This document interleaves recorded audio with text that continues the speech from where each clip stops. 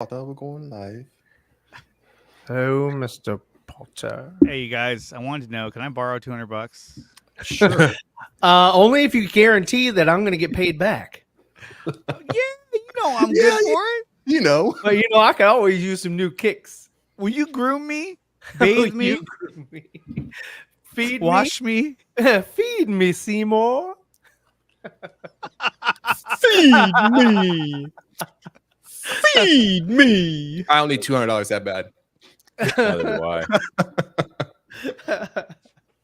That's about all we're going to say about that. It's so childish. I don't even need that money, and I'm the one going to San Diego. How funny is that? Yeah. Woo!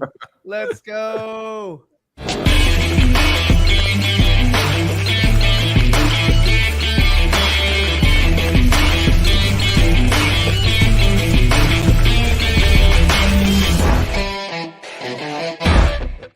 Boom! Pow! What's Pow! up, everybody? We lost somebody. He's like, I'm out of here. Fuck It was this. so intense of an ending that it pushed Phil out. Yeah. He's like, I'm going to San Diego right now. It was just too much. It was too much. I'm sorry. What the fuck? I'm so excited that he had to go. What's up, everybody? How you guys doing today? Guys, thank you for joining us on episode 180. Hi. Awesome. There he There he is. He's rocking the Green Lantern shirt. You know, it's funny. I wore a Flash shirt to work because it was like superhero day, and everybody was Oh, like, nice. "Oh, are you a big Sheldon fan?" And I was like, "I'm pretty sure he wore a Green Lantern shirt." No, he wore wore a both. Flash shirt. He wore I both. think he did wore both. But I both. was like, "What the hell?" I mean, on occasion, he even wore an Aquaman shirt, too, if I'm not Yeah. mistaken. The exact one Sean's wearing, nonetheless, too. Yeah. Oh wow! Well, there Yeah, you go. I did a Blue Beetle, exact same design. I was looking at it, I was like, wow. I was like, I thought that was just akin to just Blue Beetle, but I guess it's not for Aquaman too. I was like, that's pretty cool. Aquaman too. Got the matching hat to go with it. Yeah. I don't want your money. I want Aquaman. Oh man. Well, and Sheldon also dressed up. I think they all dressed up as the Flash, right? They did. Yes. Yeah. They said Yes. they did. Oh yeah, it was They were by going to play accident, on. yeah. They were play on the effect of they're all kind of running behind each other. So it was Oh yeah, that's what it fast. was. Yeah. What's up, Dwayne What up? Jackson? What's up, What's guys? up, man? Austin Lynn saying, "What's up?" Got a new Yo. profile picture. It's literally a Mhm. profile picture. That's awesome. Yeah. See, he grew his hair out. Wamba says, "Hey fellas," What up? and Sokolov Yevgeny. Art says, "Hey everybody, what's going on, Yo. man?" Sup? Howdy, howdy. What's up? Yevgeny is how you pronounce the first name. Yevgeny Sokolov. Sokolov's actually the name of a villain in the Metal Gear franchise. Anyway, so guys, welcome to the 4Nerds. Welcome to the 4Nerds. We have some pretty cool topics we're going to be talking about because now we have some shows Okay. that are underway and it's really exciting. So Okay. we're going to be talking about The Boys season 4. We're going to be talking about The Acolyte, which has been a source of controversy, and we'll talk about that a little bit. We're also going to be talking about some other news that broke just recently, such as like Spaceballs, Mad Max, that shit. So that should be fun to talk about. And of course, the one show that Ryan doesn't watch, House of the Dragon. We're going to be talking about that as well. I know the three of us watch it. Ryan, he'll just continue to draw. Yeah. But having said that, I don't know, Phil, did you have a chance to go to the movies this week at all? No, but I did watch a movie this Oh, that's past good. weekend. I did catch Richard Linklater and Glenn Powell's Hitman on. Oh, I saw that. Yeah, I I saw wanted to that. see that. Was it good? Very good. Very I good. liked it until the very end, when the culmination in the apartment. There was a little moment in there that happened. And I was like, oh man, it was so much tension, and then there wasn't. Then there wasn't. And then there Yeah. wasn't. And then but it was really the movie up until then really built up well until that one little thing that happened. I was like, oh man, it could have gone so many different ways, but it went that way. And I was like, What was the movie that had Ryan Reynolds cameo as like? oh, Deadpool. No, you watched it, Ryan. You were like, yeah. Then all of a sudden they reveal who the guy actually was, and it it's was Bullet Train. Bullet Train, and it was Oh, fucking yeah. Ryan Reynolds. You didn't like Bullet Train? David Leitch directed it. That's why.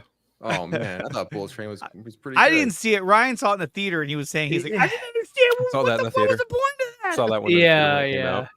Saw that on a date, actually. That was a Oh. date. Good old movie. Brad Pitt. Ooh, on a date, huh? Yeah, way back when that movie came out, I saw that on a Yeah, I almost forgot that movie. I had fun with it. I had a lot of fun with it. I thought there were a lot I of bet you interesting characters there. did. That's what she said. What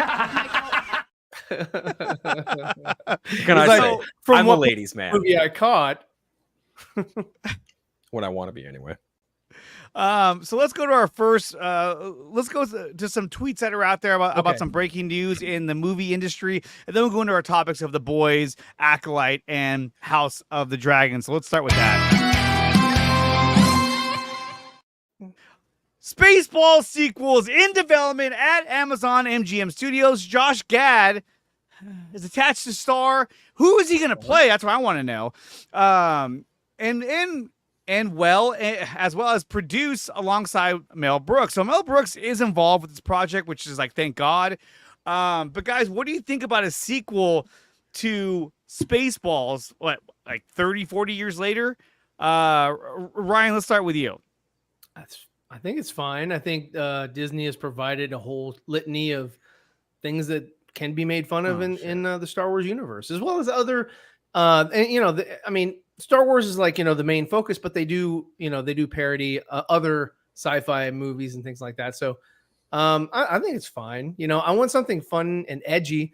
I don't know how vanilla this is going to be, but I don't think it's going to be edgy. I think it's just going to be a parody with Josh of... Gad attached or starring rather. I'm sorry, reading and producing. starring. I'm not over the moon because I don't think he's a great actor. Well, I think he's one of the. Yeah, I was gonna say I think he was part of the creative process in kind of making this happen. So for him, I'm sure he's stoked. But I mean, I feel like who is he going to play in the movie? Is he going to play Barf? He could be a young Barf, but or he could be somebody completely different. I don't know. I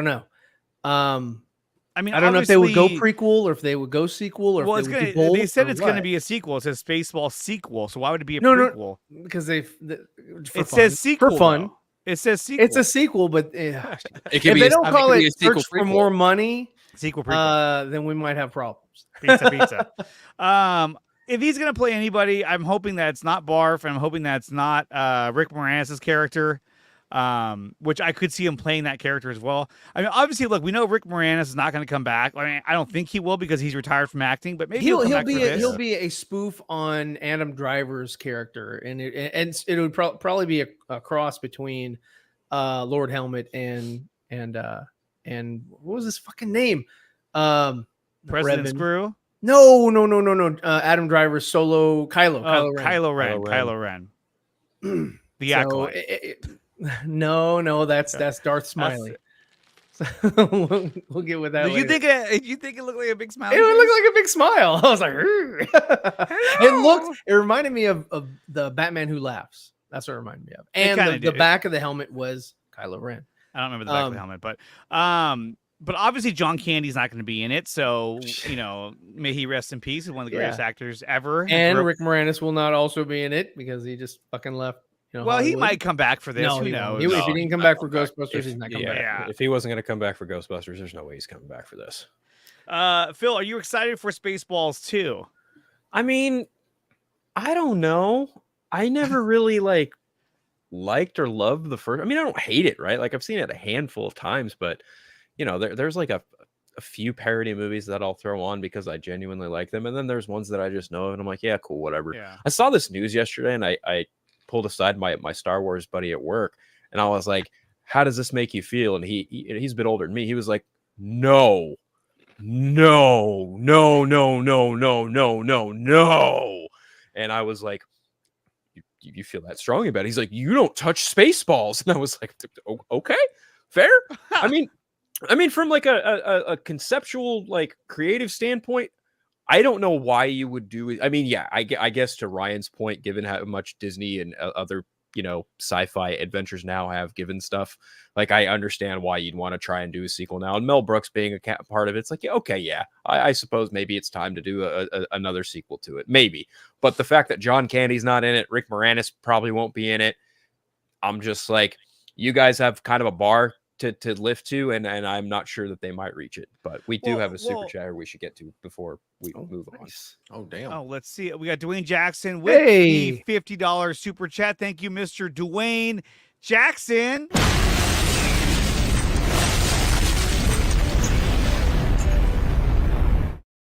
He writes, another director walks out the door for the Blade movie. Wesley Snipes trolling, LOL, Jordan Peele meeting with Marvel about a potential project. What is Marvel's problem? If Peele wants it, I think he would say no, because he wants to see the script first.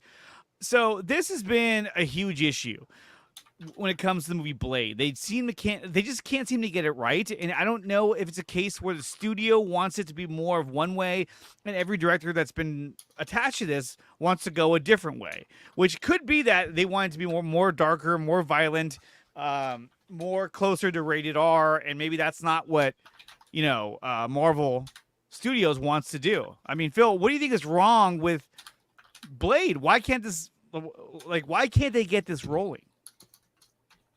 I'm typing a message. Honestly, I feel like the reason that the hard reason they can't get it rolling is they probably can't decide on a script, number one. But it seems like they have, because Eric Pearson, forget the guy's name, who's done a lot of punch-up work on a lot of Marvel scripts lately. He's been hired to punch up Michael Green's script. So I feel like if that's the case, maybe they finally have a script they're happy with. But as far as like being the second director they've lost, this is almost like the Flash for Marvel Studios. Yeah. This film has been in development hell since it was announced.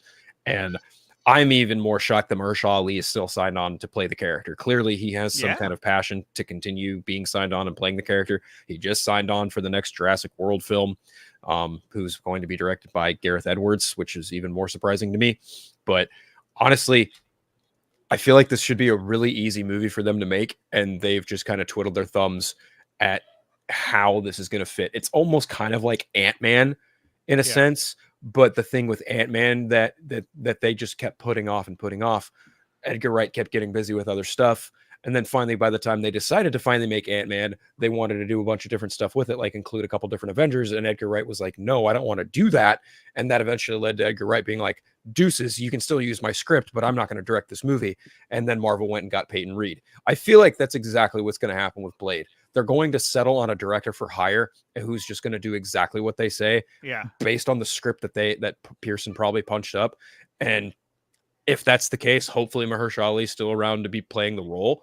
I don't know that he will be, but it'd be nice because I think he's a fantastic actor. And as far as Wesley Snipes throwing shade, I mean, he made a snowmobile joke about and one about daywalkers. Like, he's clearly just like, yeah, we made it look easy. Okay, yeah, you made the first two movies look easy. That third film ain't much to talk about. I'm sorry. Like, you may have a trilogy, but that third one ain't nothing to boast about. Oh, the one with Ryan Reynolds. And, right. And he's arguably the best part of that fucking movie.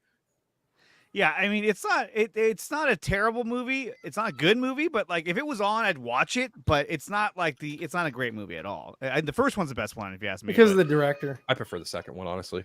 Really? The second one's the best. Guillermo del Toro. Yeah. Yeah, but it was darker. It was. I didn't like the battle at the end with Steven Dorff, where he was just like he was bloody Jello guy, and I was like, that's weird. I mean, it was cool. It was a great movie. I like the opening scene. With them in the club. That was badass. Yeah, that was badass. The second one also has Ron Perlman. You put Ron Perlman in anything, it's automatically just going to be better. Well, and the visuals were definitely upgraded for the second one too. Amen. Oh yeah. But the thing too was that like when he teams up with that team of other like vampire or the vampire team, most of that team fucking sucked ass except for a few of them. Except for the brother and sister. Like that. The brother and sister, they died, didn't they? And then I think the sister survived, right? The sister survived, but the brother died. The brother died. And the other guy, I think his name was Church or something like that. You're talking about the guy with the gimpy leg? I don't know, but he had long hair. Name? He died first. He was like, weird. We're like, dude, this guy sucks. But anyway, it's besides the point. No, I think that even if you were to try and get a guy like Jordan Peele, he'd want to do it his way. And if you're going to hire him, it has to be his way for the most part. And so I think, like what Phil was saying, they're going to get somebody who's just going to come in and say, yeah, whatever you want, I'll just do it. Oh, by the way, as far as Jordan Peele being like with Marvel, I doubt that one bit. He's already said he has no interest in doing superhero movies. Yeah. So I'm sure he probably took the call as a courtesy and maybe met with Kevin Feige and just said, yeah, sure, whatever. And then never really gave it any more thought than that. If he winds up directing a Marvel movie, I'll be legitimately surprised, It's because just, that just doesn't at all seem like something he'd be interested in. Yeah, he kind of seems to me like another like M. Night Shyamalan. You know, like they're not. I wouldn't see him doing a superhero movie either. They do their own things. I'm not Shyamalan though. I don't know. I think he's better than him, but when it comes to Blade, I just feel like I still feel that eventually it's going to become a Disney Plus show, because they just can't seem to get it right. And I think that they'll go animated. I think no, I don't think a show necessarily, but I think it has the chance to become like a Marvel Spotlight, like Werewolf by Night. I mean, you have a better chance of getting him to cameo and appear in a movie, another Marvel movie, to establish him, than you do having his own movie. It's like, Jesus. But I mean, Sean, what do you think? Well, so yeah, I mean, I agree with Phil as far as it's definitely turning into the Flash for Marvel, right? I mean, because even before we got this announcement about the director changing, 2 weeks prior to that, we got the push out date news that they were pushing date out again. So it seems like every 2 to 3 weeks, something else happens with this movie. And I think at this point, no one's really surprised. And I think many people are getting to the point no one really cares anymore, because this was announced, in 2019 that this was, people were getting signed on to do this film. And now we're 5 years in and 2 directors down. I'm sure there's been plenty of script changes. Who cares? I mean, they don't obviously. I think with Deadpool and Wolverine, I think that's the biggest chance they're probably willing to take at this point for R-rated film, like I don't want to say a hard R, but a pretty R-rated film. And unless they're just waiting to see how that pans out before they say, okay, we'll do another Blade film that's rated R, but that's violent. We'll see if this one first pays off, and if it does, then okay, we'll start pushing a little bit harder to get Blade done.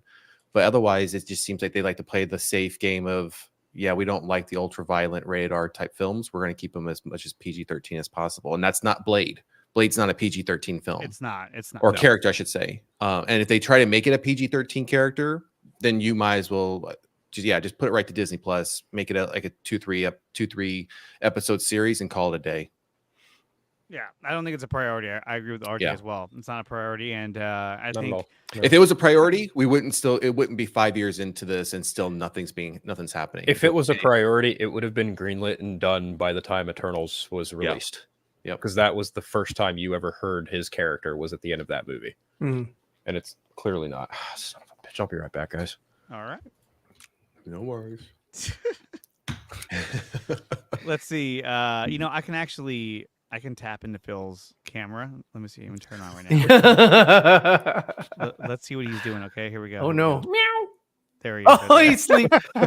Oh, he looks poor so guy. cute. Wookiee Jedi. Wookiee Jedi. That is so stupid. He's so tired. Yeah. Oh, my God. Okay, so he left at the wrong time. So I was about to talk about the Acolyte, but well, I mean, shit. Let's talk about the Acolyte for that matter. Right, so, I'm sure we'll still be talking about it when he gets back. Oh, Yeah, absolutely. So let's talk about the Acolyte episode 4. So we finally got a chance to see episode 4 after the most controversial episode, which was episode 3. And 2 of the things that were pointed out by a lot of Star Wars fans were, one, they included preferred pronouns in Star Wars, and they included, the Jedi who was in episode 1. What was his name, Ryan? Oh, Plo Koon. Yeah. Not Plo Koon, the other guy. Well, he was there. I don't think he was there. He was there. Him. He was there, but also Ki-Adi-Mundi, who you don't know. Yeah, But both of those Jedi are in this episode.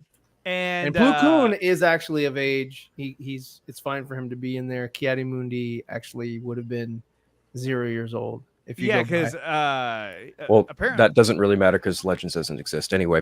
It doesn't matter. But see, that's the thing, though, is that okay? So you could say What? Legends doesn't exist within the wait, what? Are you reading the chat? What? No, Phil said what? I was like, huh? What? What? Yeah. What? I don't understand. Like that's a nothing burger to get mad about his age because I don't care. It's a fictional character. I think it's a fictional character. It's a fictional character, but and the only thing that I can say that's positive about Ki-Adi-Mundi being there is that they made him look like him. It's actually A younger version of him. Yeah, it was good makeup. It was and whoever portrayed him, did a good job. So it wasn't the most destructive thing. There's many other problems in the Acolyte that than just Ki-Adi-Mundi. I mean, that's not a big deal at all.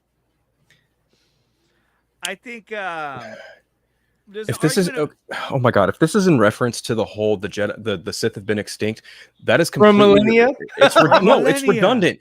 Darth Plagueis' very existence makes that whole fucking argument redundant and moot, and it does not matter. The Sith have existed. Boo-hoo. The people clinging to that line need to fucking get the fuck over it and cry. And that was a huge point of controversy. Everybody was like, "Oh, yeah, it is." I mean, look, I get it, but there is no other than there was a book. But that's not canon, so who gives a fuck?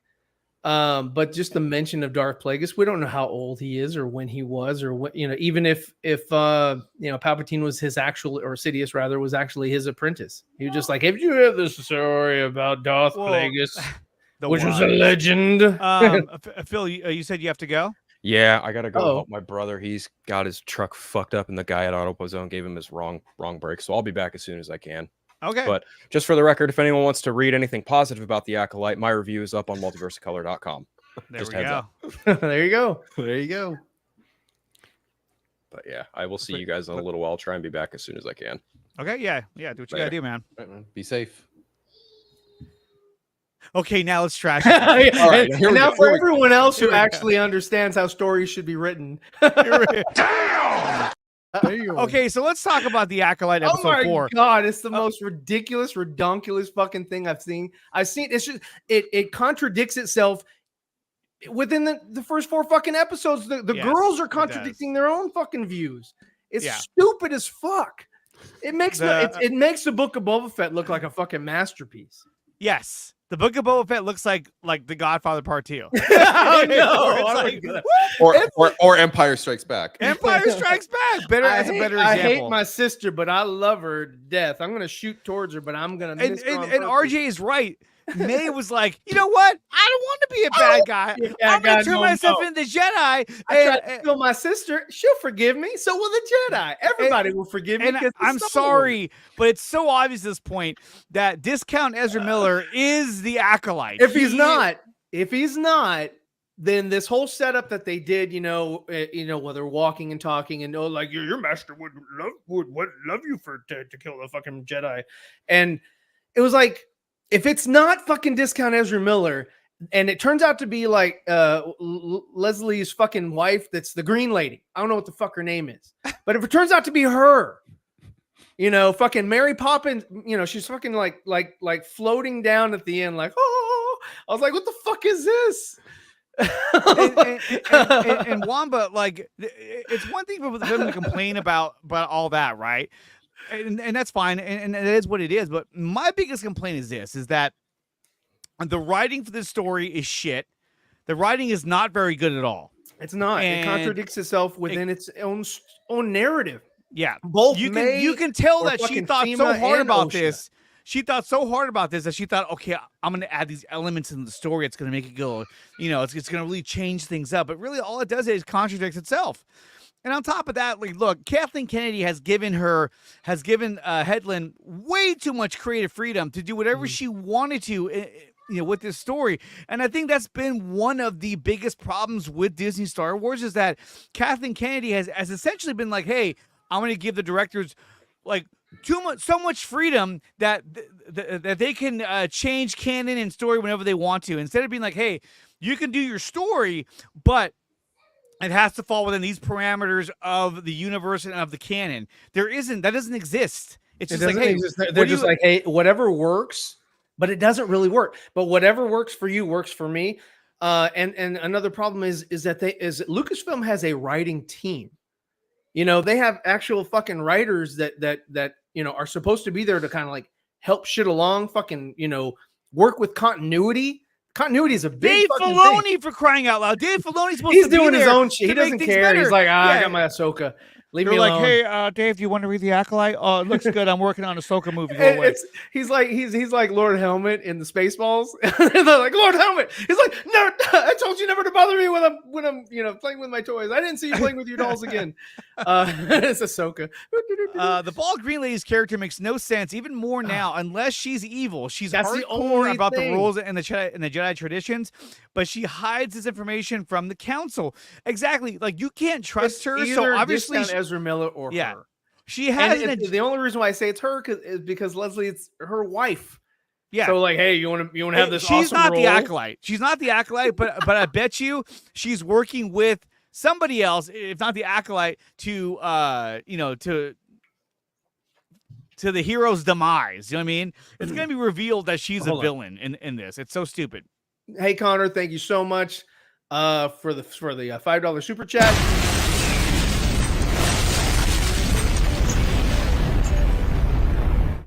Now this right here, I can agree with you here, but I also, a lot of people clowned on it. I thought it was the best thing of the episode was the force push. I was like, holy fuck. It was just like the force push was cool, but then it was like, oh, and it was like, dun, dun, dun, dun, dun, yeah. dun, They're dun, like, dun. what are we gonna do to make them watch next week? I know. It's like this. It's like the fuckers showed up. They all bust out their lightsabers, and there was 3 yellow lightsabers. Which I was like, really? You had to go with 3? Well, yeah, they're like, Rey is not special either. Yeah, look at we had him too. We had him And too. so- Yeah, we had him 100 years. No, yeah, They 100 bust years out- prior. Well, not only that, but then he grabs OSHA and throws her out of the way, which is an OSHA violation. And then on top of that, That's they all the best line they of the bust out their night. lightsabers, and then as soon as he force pushes them, right, you're like, oh shit, that was cool. It's like you see him you do that big force push, Yeah. and as soon as they hit the ground, it's like it was like, wait, what? I was Yeah. like, why is it? And it wasn't even me saying like, wait, no, I want more. It was like, why'd they end the episode there? It was just weird. Sean. Yeah, so fuck, I am just so checked out of this entire show. The only reason why I watch it is because of Andre. Well, no, I hope it's because That's of the only show. reason why but- I know. You're like, have you seen it? I was like, oh god, I gotta you need to watch go watch this right now. I'm talking about it tonight. No, so I mean, like I said last week, I was This totally here's willing to give Freetown. the show a chance going into it, right? I was hoping by this episode, There's a wampa behind you. it is right. I'm gonna ride the Rancor. And we're gonna jump the shark. that's my Wookiee. Oh, fucking would- Wookiee. Okay, let Sean talk. Yeah, I'll Okay, get to. I'm going to touch on that part too. Okay, so like I said last week, I give these shows a chance. I don't really listen to the noise. I wanted to see what this was going to be about, but this episode, Andre, you and I kind of talked offline. Like the noise was loud on this episode, and at first I was like, wait, what's going on? What did I miss? I didn't notice that because I watched it this morning and I put the closed captions on because everybody else is sleeping. So I didn't hear any noise issues. I was just like, okay, I was just reading. Yeah, so this morning I got up and I watched it as well, and I was like, fuck, this can't be happening. So I again, like I mentioned last week, I think it was on episode 3. By the time I got to episode 3, I had already checked out 10, 15 minutes in after before it was over. I was already checking out. Like, I'm not even interested in this now. I'm not even paying attention. And I felt the same way with this. And this was a much shorter episode compared to the others. It was about 10 minutes shorter runtime. Thank God. I was relieved. I was like, oh, cool. I can go move on now. Yeah, I can move on with my life now. Yeah, I was like, back to drawing. Back to drawing. Back to coloring. Yeah, it just, to your guys' point, I mean, the character development with May and Osha is just flip-flopping, kind of just, hey, whichever way the wind blows is how I think I'm going to feel right at this very moment. It's like, they're so one-dimensional. Yeah. And they're both the same, one-dimensional, and they both flip-flop over how they feel about shit. Yep. And like it contradicts itself within the episode. And I'm like, that's poor writing. And as that was happening, especially in this episode, again, I felt myself, okay, I'm starting to check out because now I'm really not caring about this at all. And then as we get towards the end, I mean, everyone was making a big deal about wanting to see the Wookiee Jedi going into this. And They then built him up. they what? They built him up. They were like, "Hey, Exactly. look, check out this awesome, fucking Wookiee guy," and these two, Yep. yeah, there he is, and these two, like, what do you call them, pirates or whatever? Carrie Ann Moss. Yeah. and yeah, Trinity. oh god. So I'm sorry, but like, the if y'all are talking about how he got cut, like that shit would have fucking singed. It would have fucking cauterized. It wouldn't have killed him. If it didn't kill fucking Reva, if it didn't kill Darth Maul, if it didn't kill everybody except for fucking Qui-Gon and this guy, then The Jedi need to up their training then. they need up there to like, we need to have some like anti-lightsaber girdles Or some plates or something. Put some plates on. But I mean, or maybe a couple other stomachs. To your point, they built Maybe he's got two stomachs like a cow. they built this character up like they did Carrie Ann Moss's character, and we saw what happened with that. And with this one, you see him briefly cooking his dinner, outside, cooking up some greens, cooking up some, whatever. He was cooking up some of them greens. Yeah, we see him. Next thing you know, we see him again, and he's dead. It's like And he's dead. It's like, dead. what? Did he even did he even enjoy his dinner before he died? Yeah, he died with a full belly. And the problem, one of the another big issue is like, okay, and I know me and Andre talked about this before, but they're gonna have to reveal some shit, some reason why the Jedi are fucking running, going off into hiding, committing suicide or whatever, drinking poison. Like, there's got to be something more, because fucking May and everybody sees it. You saw the episode, unless they're like, oh, you saw it from a certain point of view. But no, she fucking said, I'm gonna kill you, and fucking set the place on fire. I mean, that was sadistic. It was like, what are you doing? You're gonna fucking burn her alive? You're gonna burn her alive? And I was like, that's your no, you want to destroy the family and leave with the Jedi. Well, I'm gonna kill you and destroy the family as you try to leave with the Jedi. It's like, what the fuck? That's yeah.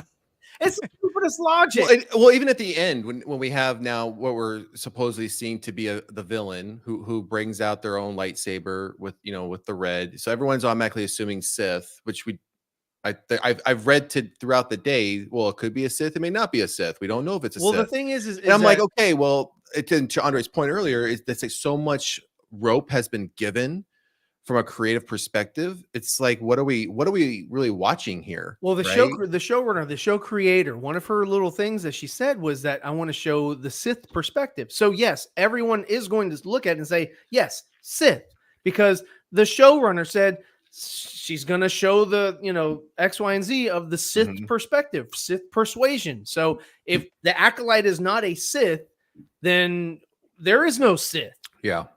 I think and the other thing that stood out to me, so real quick, Andre, one thing that stood out to me that shut up, Andre. scene, shut up, Andre. Come on, come on, son. Was when the when the Jedi all pulled out their sabers, it looked like they were holding only like a Sith deals in absolutes. It looked like they were all holding like mag flashlights, so like those big round flashlights. It's like, they don't look like, and they and Disney Star Wars, and this is just my opinion, is that they don't treat it like it's a weapon. Yeah. They treat it like it's a cool toy. Yeah. Like, and that's what these look like. They look like they're toy. They look like the shit that you get at their fucking, at Florida and fucking California. You go to the fucking Disney place and you spend $200 on a damn, lightsaber. It looks like it, because those things are fucking bulky. Yeah. That's what and it's like, no, dude, it's gotta be easier. Maybe that's on what the they hand. did. Maybe that's what they did. They said, all the actors who are playing these roles, we're going to pay you to go to Disney, build your own lightsabers, and then bring them to the film set. I would feel better if they shot. Look at these. I mean, look at them. They look like toys. Another problem that I have is with that dude right there in the front with the yellow lightsaber. Oh, he's such a bitch. They do it on purpose, and it's like, okay. I see that you have a blaster. I want to take away your blaster for your own protection. Yeah. You said no. Okay. All right. And we're moving on. It's like, yeah. What the fuck? He was like, I'm taking it away for your own protection. And she's like, no, it's mine. I'm keeping it. Yeah. Okay, and well, fuck you he's then. like, Who are you then? yeah, well, fuck you then. Whatever. whatever. Whatever. It- Whatevs. it's so terrible. In fact, I think this is a great comment from RJ because I feel the same way. I'm not nitpicking. These are fundamental issues with the show and the writing and directing. It's just not good. And so here's my thing is that you have those issues that are happening at the same time, right? And then simultaneously, you're having issues where they're literally covering checkboxes. Okay. Preferred pronouns. Got it. That's weird because then homosexuality. Check. And I liked his costume. I thought he looked cool. And I say little guy, because he was awesome. I love that character. I dug it. I liked what they did, and they incorporated CG with it because it looked. I was like, wow, that's so that looked like Star Wars. I was like, yeah, that's it a looked Star like Wars Star Wars, character. and it felt like That's Star cool. Wars. And they even referred to him as he later on. And Yeah, I was so like, why are they you obviously interjecting worked this? in? I was like, that's stupid. It was probably a It reshoot, wasn't or they worked it in. organic. It wasn't organic, and that's the problem. Is that everything? Look, I have no fucking problem with inclusion. I have no fucking problem with female characters, with homosexuality, however you want to portray it. But the fact is that when it comes to the Acolyte in particular, it feels so forced. It feels so unorganic that it's obvious that they're filling in checkboxes. Got it. Okay. That's dumb. You're dumb. It's dumb. And it's like let it portray organically. You know what I mean? It's like it's like when you met the witches, right? They made a point to be like, we're in a relationship. I carried like their dialogue was so heavy about their relationship with each other. It's kind of like, it should have just played out to where you're like, where it revealed itself, they are in a relationship. That makes sense. As opposed to, we're going to just make sure that you know openly right away. You know what I mean? Like spoiling it or not spoiling it, spelling it. I'm not done yet. Hold on. Yeah. It's like, they're so eager to push that agenda upon you that it's hurting the show. And I'm not saying that homosexuality or inclusion is what's hurting the show. It's how they're inserting it into the show. They're forcing it in. It does not feel organic, and it's hurting their reputation and this show. This show, other than Soul the Asian guy, I don't give a fuck about any of these characters. If they all die next episode, I'd be like, okay. You even have like 2 or 3 Jedis who are with them. I don't even know their names. They're ready to die. They're just they're there to die. Yes. They're there to give levity to whatever. And that stupid thing in the forest where you had the fucking cockroaches on the trees. I was like, Yoda, and I guess canon is no good anymore, because nothing makes sense, and who gives a fuck. But they, she even says it in the fucking show too. She was like, I sensed them or whatever. Like, they're living creatures. If you're a Jedi, you should be able to sense the living fucking creatures, the ones that are attached to the fucking trees right next to you. Exactly. And only one of them fucking started moving. I was like, oh, here we go. They're because about to she fucking touched him. Because it's like a little light you touch. But no, it would have been cool if she touched it and woke up one of them, which woke up the whole fucking nest. Yes, and then they all had to fucking deal with it. Now, either that's a good setup for the next episode, but if they don't do that in the next episode as a payoff, it's fucking ridiculous. And why didn't they all because wake the up? damn insect passed her and went to attack Soul. And I was like, wait a minute. If I was Soul, I'd be like, get behind me. She was ahead of him, and the thing was beyond her, and he was like right by her. It was like, I'm going to the lightsaber because it's big. Yeah. It's like stupid. No, but they said that. They were like, it's attracted to the light. It was like, what? So why would stupid. you say that? Why is that necessary? And RJ, I get what you're saying, where you're like, I don't even care about the social stuff. That's fine. My point is this, is that I welcome the stuff they're trying to put into it, but the way they're doing it is just so in your face. What would have been so funny, obvious. What would have been funny is if that other it's not guy, organic. if the one with the yellow lightsaber, like when they said they're attracted to the light, and more of them woke up, he turned on his lightsaber and they fucking chase him. That would have been funny as shit. Yeah. Or just turn oh my your- god, keep running. Just turn your lightsaber on, drop it, and then Just go throw it away. They'll be like, oh, go over there.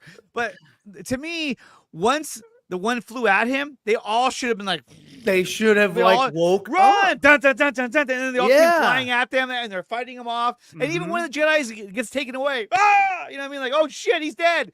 They've got OSHA. No, but like one of the unnamed Jedi's, like Yeah. one of those beetles could have Yeah. flew by and grabbed one of them, like, ah! You know what I mean? You're just like, oh shit. But no, instead, what did they do? He killed one, and he was like, And that was "Okay, it. we better get out of here." And they left. I was like, Yeah, wait. yeah. I'm like, okay, so the rest of those little fuckers aren't going to wake up after all that Well, noise? it's what even they was us. Yes, they didn't wake up, but you notice none of them even slightly moved. Even that would have been something. Yeah. If even Well, one or two of them we saw because they started were- to move as well, because then they that- were all to your point- practical props. They were stuck Well, in yeah. the fucking trees. Like, we But, can't but make to that Ryan's move. point, though, they could have had that as a lead in to the next episode if they're trying to get out of there. We would Yeah. have already known the other ones are starting to wake up or realizing what's going on, and then they would have had to have fought those out on their way out. Well, like I'm right? saying, when they fight Darth Smiley in the next episode, if they even cover that, then yeah, they should have to run. Yeah, big old smile. Hey guys, It looks like the Purge. that's a bad design. But you can tell. Okay, it's either Discount Ezra Why Miller has he got because the of the big mouth? because of the shoulders. Yeah, it just looks weird. You know, or it's the green lady, and that's who it is. And that's I told you earlier, Ryan, my fear is that when they reveal who the Acolyte is, it's not going to be Discount Ezra Miller. It's going to be Daphne Keene, the girl who played X-23. X-23, yeah. I'm going to be like, oh my God, this is where you put her in? I mean, like, this is where you insert her, this actress as this character? And here's my thing, is that May is like, oh, you know what? Basically she's like, you know what? I don't have to follow what my master has to say. I'm going to go with the Jedi. It's kind of like, wait, hold on a minute. Hold on. You're talking about all is forgiven. You're talking about going with the Jedi. And Discount Ezra Miller was like, well, you can't because you fucking murdered 2 Jedis, right? And he's like, oh, once I tell them what happened, they'll believe me, right? Which is like, okay, that's idealistic. I don't know about that. But not only that, but it's like, wait a minute. So the Acolyte, this fucking guy right here, has trained you for how long? Yeah. You've had dialogue with this guy. Yeah. He's shown you how to use your abilities. He's taught you how to use a lightsaber. He is your master. And you're just going to drop him like he's a fucking, just a boyfriend who's being a dick? That makes it's like sense fucking to Cobra me. Kai. You know, it's like I'm going with Wolfgang Fang or whatever the fuck. Exactly. It's like, do you think Darth Maul would have been like, you know what? I don't really want to have to chase these guys anymore. I'm going to go do my own thing. It was just like, what the fuck? When does that ever happen in Star Wars? It doesn't. It doesn't. And so I was like, what? And so Well, look, I mean, it's the thing with like Darth Vader said to Luke, and I know it's not canon anymore because it doesn't matter. But he said, you know, you don't understand the power of the dark side. I must obey my master. So fuck you, Disney. what was this? You want to leave? Fine, I'll kill you. Yeah, that was in the that previous episode. It was a dumb episode. So let me ask. Oh, yeah, that was in the previous episode. Yeah, it was like, it was, huh? and I didn't get to talk about it last week because I hadn't watched it yet. But after watching 3 and 4, because we watched 3 and Oh, God, that well, because we were episode gonna do 3. the show, but then we didn't do a show. Episode 3 But was a train wreck. Episode 3 was just boring, and it made no sense, and there were so many issues that I had with episode 3. I was like, that doesn't make any sense, even in its own story. Aside from every canon, anything like that, just in its own story itself, I was like, who is writing this? This is written by a child. Leslie Headland. She's the showrunner. I don't think she wrote the shit. No, she wrote it too. Okay, well then. Okay. So I get it. Look, she must know somebody at fucking Disney that she's got the goods on because she did work for Weinstein. And Harvey that's Weinstein. That's how she got her They're shit. probably like, hey guys, we need to give her. But you go peak from position working she's got over dirt on all of Paramount, us. and you work on some other fucking show, and then you all of a sudden get a fucking job working for Disney at Star Wars, a showrunner writer. at Star Wars, and you don't have that much of a resume. Created by Leslie Headland. It's she knows somebody, and she's got the goods on him just because of Something. him. I don't know what it Something, is, but because she's not qualified to do this shit. Well, now. so I'm wondering. I mean, there's obviously we obviously see there's not here, but on out there in the Google universe, there's obviously people who are defending the show. They think it's great. They absolutely love it. Mhm. I got a couple things. I don't know what I'm not seeing. What am I missing? That I don't that know. people- The thing is, you were asking, so I was gonna. No. I want you to answer the question, but I want to pose a couple questions. Jack nailed it right here. I'm not watching Acolyte anymore. It's awful. I want to what are they seeing that obviously I'm not seeing? That's number one. Number two, with these same people who are absolutely, but all of Andor was written so great, yeah. So, but this is not as good as the Ewok movies. Yeah. So the other question I have is, and obviously I want to hear you guys' thoughts on it, is if this was not Star Wars, if this was just a different IP, just a sci-fi movie, just whatever, I do not think anyone would be defending would be saying this is a great show. I'm so into this 4 episodes in. I think there would be so much more people trashing it and walking away. But because it's Star Wars, it's like almost like some people have a need or they feel a need to, I got to defend it because I like Star Wars. This is Star Wars, so I'm going to defend it till it's like I'm going to die on this hill, even though exactly it isn't the best. But I'm still going to die on the hill that hey, I love Star Wars. So, I enjoy Star Wars too. I enjoy, mostly the films versus the Disney Plus stuff. But yeah.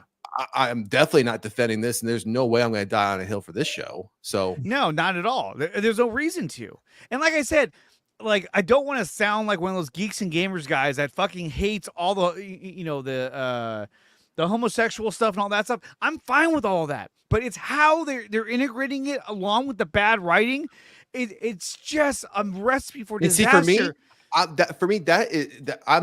all I'm looking at is I just want a good story. That's what anybody wants. Is a good story to be entertained. Exactly. But they have too many check boxes to make sure you fit this in. Okay, I will. And that's the thing, right? All that stuff to me doesn't matter. That to me, that's just background noise. If you can give me a good story and a story that makes sense as you progress episode to episode, and like you both have mentioned, I think Ryan, you mentioned initially that each episode has contradicted itself, and episodes are contradicting themselves within their own episodes. That's true. I'm sorry, when you start doing that, I'm checked out. I'm done. What more do I need to invest in? Because what more am I going to think is going to change in the next 4 episodes before the season is even over? Right? Yeah. Why invest any more time into it? So, anyways. So to answer your question, yeah, the reason why people feel the need to defend it is you hit on one of them, is that it's Star Wars in name only.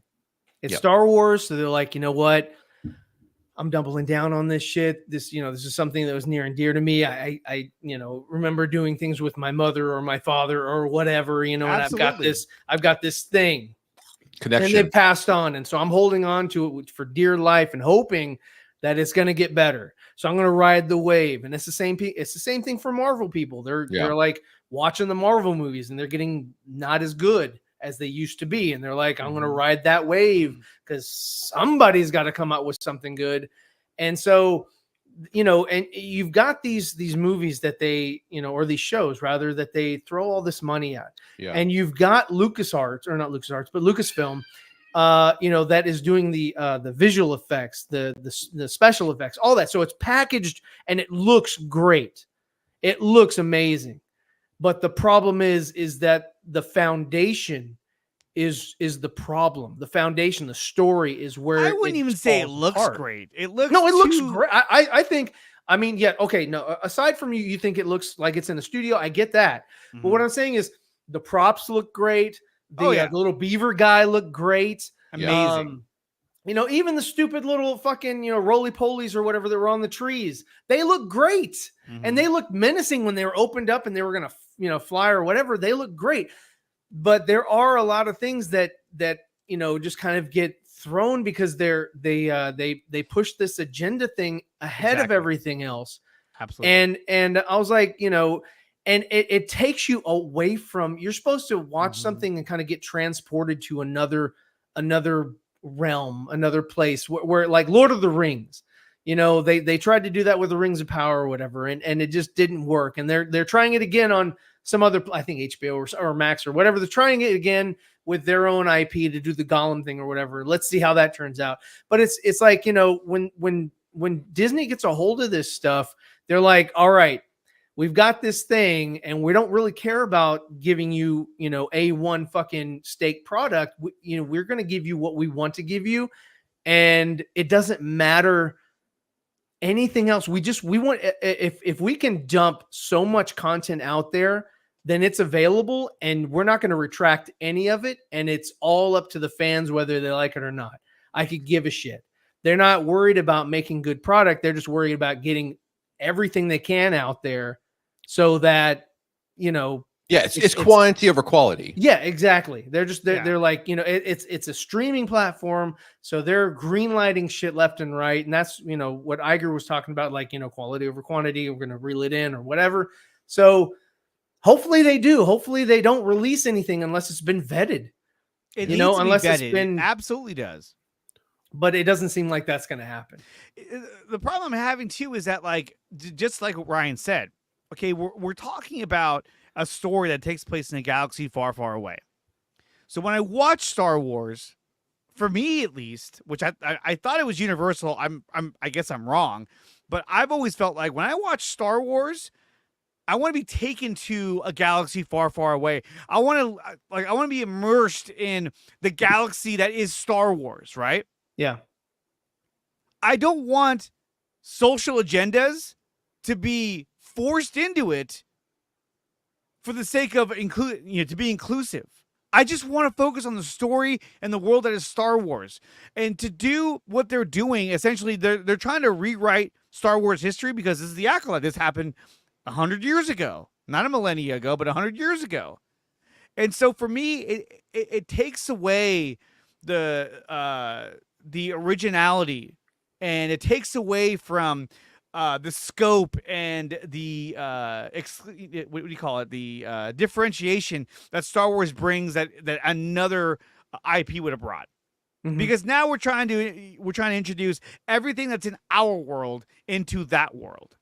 And I think that's the mistake that they've made. That's the problem, is that I'm not here to watch the issues that are in my world be in Star Wars. I'm here to watch a story that takes place in the Star Wars universe. Just give me that. Yeah. And if there's a character that's homosexual, that's fine. But don't overly force it to where it's like, it has to be front and center. The fact that she's like, is he or they with us? Like, that felt forced. When I watched the episode, I was like, that feels forced. Like, why would you even have to? And that's never been a thing in Star Wars ever, for any episode, for any show, for any cartoon, for anything. And they're just like, okay, we're going to add this. I don't get why. And every time it happens, I notice it, and then it takes me out of that world. It reminds me that there are studio heads that have check boxes and clipboards saying, did you do that? Okay, good job. Did you do that? Okay, good job. It doesn't feel organic. It doesn't feel like when they wrote the story, they wrote these characters to be the way they are, and here's why, and it makes sense in the story. Perfect. I love it. No, it feels like, okay, let's talk about the witches. Okay, let's make sure that these two are in a relationship, and like they're, I don't know how to explain it. I'm not doing a very good job explaining it, but it's just you're doing good. Just the way that they're forcing it is bothering me. And now it's making me sound like I'm homophobic or I don't like inclusion. No, it's not even the case whatsoever. I'm all about that. Like, I'm open to that. But the way that they're doing it, it's just so forced that I can't even enjoy the show anymore because they're not trying to entertain you. They're trying to educate you. Exactly. So, and when you look at the marketing for this show, there's the Wookiee Jedi. There's Carrie Ann Moss, right? Let's go even further back when they first announced this show. Okay, there's the Wookiee Jedi. You know what I mean? Wookiee Jedi. And then what becomes the Wookiee Jedi? He's fucking dead. He's fucking in a chair with his belly slashed open, and that kills him. I wonder if they smell bad on the outside. And then characters like Reva get stabbed through the abdomen and they live. You Yeah. know, it was just like, what? Yeah. Even the fucking what's his name? We The got stabbed Inquisitor. by a Camino Saberdot. Yeah, it was just like, what? What is happening here? Like, what is happening to Star Wars that they're so focused? It's inconsistency with their writings. Like the logic in their galaxy or the logic in their stories, they don't make sense from project to project. And that there's no cohesion there. There's no cohesion. They're all working in silos is the problem. Yeah. The problem with Disney Star Wars is that they're turning into the DCEU where nothing connects. Yeah, nothing feels organic. Nothing feels like, okay, I'm watching this and now it makes sense that I'm seeing this. It just feels like everyone's doing their own project. Everyone has the freedom to write and say whatever they want to say in their episodes. And there's nobody there for quality control saying, hey, that's not cohesive with what our universe is about. This is what it needs to be about. They need to set a standard that they have not set yet. And why the fuck? These aren't twins. Those two girls aren't. They're not twins. You're a lying sack of shit. Why would you cast two girls that aren't twins? And why would they? But why would they have the same haircut like throughout the years? They never decided to change their haircut. Their hair, you know what I mean? They had the same haircut when they were fucking 12 that they have now. Like the wind. So. but what I'm saying is that they're not twins. They're not twins. And the older ladies, Fema and Osha, they should be different ladies as well. They're not twins. They're not, but they're twins when they get older. I've never seen a set of twins that are born that don't look like each other. But then as they get older, they look more and more like each other. That doesn't exist. That doesn't happen. Usually it's the opposite. But it's in a galaxy far, far away. I was thinking with the logic of DC, they should hire Samuel Jackson to be in this show. I'm surprised they haven't hired his Jedi would age backwards like Benjamin Buttons. Dude, I'm surprised they haven't hired Jennifer Hudson yet to get her in here. Oh my God, get the fuck out of here. You know what? They probably ask her, like, hey, how would you set up this galaxy? We don't want to give you any credit, but how would you set this up if you wanted to fuck it up like you fucked up DC? Here's my thing. Is that if I'm running this show, just real quick, if I'm running this show and you introduce me to these two girls, okay, this is going to be Osha and May as children, I would have said, hey, they're not twins. Oh, it's fine. Don't worry. But no, they're not twins. Yeah, they're I mean, twins. That doesn't make any sense. What, you saying they all look alike? Yeah, it's like they're not twins. The characters are twins. Why aren't they twins? Why haven't you casted twins? Did all the actors or did all the kid actors you brought in that were twins, were they that bad that you had to hire two separate kids to pretend to be twins? I don't get it. Yeah. That's just right there. I was like, wow, are you aside from the hair, they don't look a bit alike.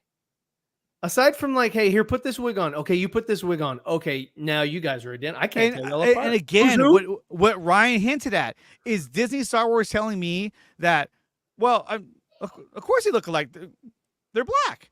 It's kind of like, no, they're two separate individuals. Completely different facial structure.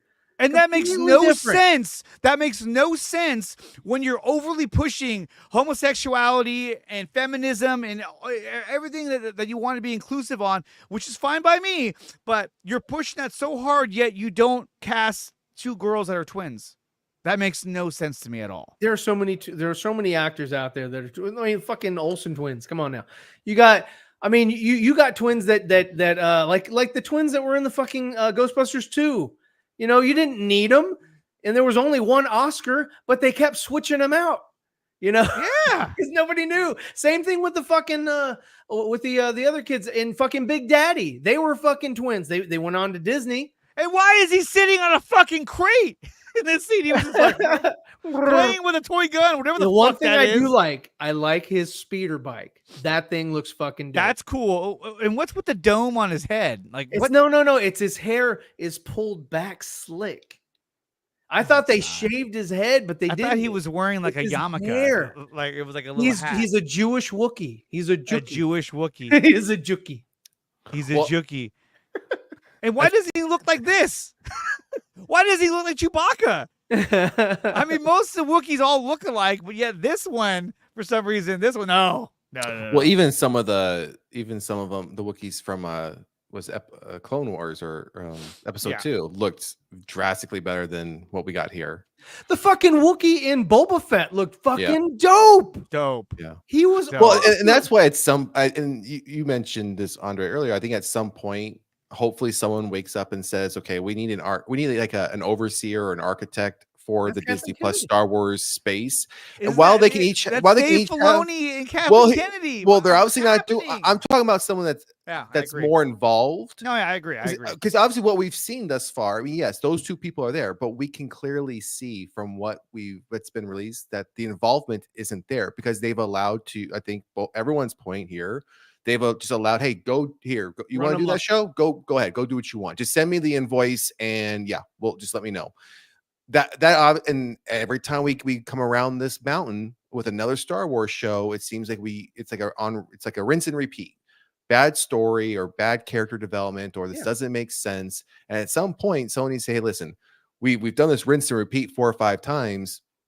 We're not gaining any new fans. Where it seems like we just keep gaining more hate and keeping the same hardcore fans. How do we switch this up? So I think their whole plan is to weed out the Star Wars fans and replace them with the people that you were talking about earlier that just like it. You know, so you're talking about like they're trying to weed out like the hardcores and they're just trying to weed bring out like the general Andre. fans. They're trying to weed out me. They're trying to weed out anybody who really liked, Star Wars growing up and had a great understanding of what that world was or meant or anything like that. They're like, no, we bought the property. We're going to do whatever we want to with it, and we can run it into the ground if we want. But the thing is that they thrive on the hate views. They thrive on these, because it keeps engagement. It keeps people watching this shit. It's a train wreck. It's a horrible show, but people are going to watch it because they're like, oh, you said it's horrible. I'm going to watch that, just see how bad it is. It's a horrible show, but they're doing it to themselves. They're stumbling over their own feet. And that's the biggest problem I have with this show. I don't think that they're trying to make money. I don't know what they're trying to do. I think that they make enough from their Disney princesses that they could give a fuck about what happens with Star Wars. They're in the hole with Star Wars. Okay, well, here we go. Did you see that Daphne Keane confirmed that the idea is that her character has a crush on Osha, and that's part of the story? Okay, is that the one with the blonde hair? That's the one who played X-23. Okay. So that's gonna be her angle, and that's fine. Like, I don't care. Well, then she's not the Acolyte. She's not the Acolyte, thank God. I saw that today. I thought it was a troll post, but apparently the idea is behind her character, that she has a crush on Osha and she's trying to suppress her emotions as a Jedi. Oh, and what the fuck was that all about? Like she was talking about, I left the Jedi. It was my decision. And then fucking Soul comes up to her and is like, hey, I need to take you on a mission. And she's like, would you like me to join the Jedi? It's like, no, bitch.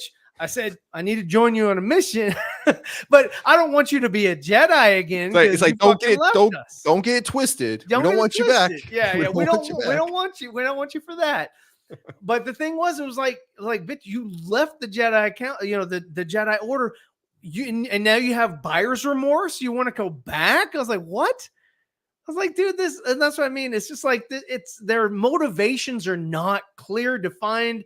They seem. It seems so just in the wind, as to what they want. There's no clear, like who wants what? What does May want? We have no fucking idea now. She's like, my sister survived my attack. That changes everything. Like the fuck? Like, no, it changes nothing. My allegiance is to my sister. When did you ever have allegiance to your sister? You tried to kill the girl. Yeah. Like, when's the last time you had allegiance to your sister? And then you're mad at the Jedi, but you're the one that started the fire in her room right there? You locked her in her room? But remember, we haven't seen the other side of the story yet. Oh, God. Why were all the witches just laying down? They weren't like burnt. They weren't massacred. They were just laying there. I think they were like the Wizard of Oz, like, wow. They just all fell over. Oh, it's like in the Never-Ending Story when Atreyu falls at the end. No, Atreyu! He falls over, and then it's like, oh, did he die? What happened? It's just kind of like, whoa, what's going on? And here's my problem too: is that like they're taking so long to get to the point of the story. They're taking so long to figure out what happened at that witch hideout, which isn't even a hideout because it's on the top of a fucking It's on the mountain. top of a mountain. well lit, and it's like we have hidden ourselves from the world. Well, I'm like, what? with a plane beacon, so a plane doesn't fly into it. Yeah, I was like, we're The obviously Jedi letting you know found it that we're pretty here. easily. Yeah, they're like, there they "We are. hear you have some children. We don't have any children except for these two here that we told you we didn't have. But Yeah, the bigger that we're- question, Come but the bigger forth, question is children. how did you even find us? Well, and they're like, the Wookiee, the Wookiee Jedi is like, you come forward. It was like, what are you doing? All the witches that were there, you'd think that when May and Osha came up, they'd be like, get the fuck back. You know what I mean? Like, hey, what do you do? They're just like mindless people, like, huh? Yeah, Kid. yeah. Or It was- or stay in your room. Just stay in your room. yeah. It would have been true, like, true. it would have been like, hide them and make sure they never find They them. did a better fucking job in Rogue One when they tried to hide what's her face. When the Imperials came down and Oh, at the very beginning. Yeah. at the very beginning they were like, get the fuck in that damn sewage place or whatever and fucking stay there until Yeah. Saul Guerrero comes and gets you. RJ writes, I don't think they're purposely trying to weed out the older Star Wars fans. think they are. I disagree. I just think they're incompetent and don't know how to make good Star Wars. They don't know who their audience is anymore. They have to have a clear idea of who their audience is. They have to. Yeah. That has to be in a meeting. Every they've had every multiple product meetings. has a target Yes, market. they have So a they target know what the audience. target market Yeah. is. Exactly. I agree. Here's my problem. I do agree with the second statement, but I also agree that or disagree that they know who they want to, because the money is with the kids. It's not with the adults. The adults are going to spend the money, but in any situation when you're trying to grow a brand or build a brand, you want to go for the children. Yep. Well, because I mean, you got to think about toys and merchandise, Yes, and all yes. that. That's ultimately what's going to drive a lot of this profit. Because too. the parents will buy what their kids want. Yeah. So that's why their target audience is children, and it's always children. It's like, yeah, Here's Star Wars here's is one for more- children. here's one more thing that I want to talk about, because I was talking about how I felt like the way that they've included their version of inclusion and everything has been very forced and very non-organic, and it just seems like it's really placed in there, right? I think the problem is that when they set out to make this universe that has so little cohesion at this point, the problem is that they went about it knowing that they were going to have topics that fans would not be fans of. They were going to challenge their fans to accept certain things that they wanted in the Star Wars universe. The problem I have with that is what you've done is you've created a division within your Star Wars fandom. Now you have fans who will go out of their way to say, I don't want any of this inclusion in my Star Wars, right? And then they're called bigots and all that other stuff. So I think that, like, you knew what you're getting into when you took this route.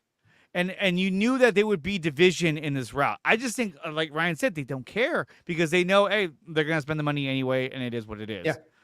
So, like I said, I'm all about inclusion. I'm all about having all the things that they have in there. I just want it to feel more organic. I feel like it's just too forced.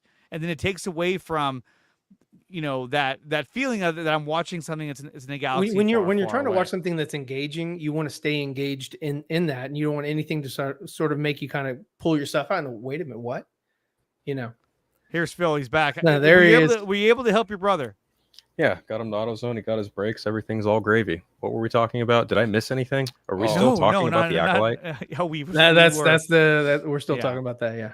So, paraphrase your review on the Acolyte, or your thoughts on the newest episode. Look, I thought the episode. Look, no Star Wars show is perfect. That's abundantly fucking clear. Okay, let's preface that right now. Okay, but I think honestly, like, this episode, if it suffers from anything, it was just too short. It was, a 25-30-minute episode. It's like, yeah, okay, it's brisk. There were certain things I would have liked to see. Like, honestly, I thought that there was a missed opportunity there with, like, the bugs coming out, like the one bug that came off the tree and went after May or Osha, and then Master Soul cuts it down. I was like, oh, okay.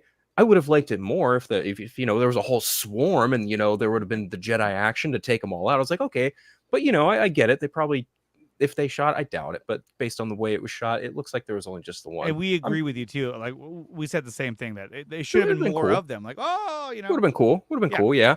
But I thought the ending of it was actually quite a nice cliffhanger. It really kind of, solidifies this dark user is a force to be reckoned with, no pun intended, because he literally just uses a force push to fucking send these Jedi on their ass. I was like, that's pretty cool.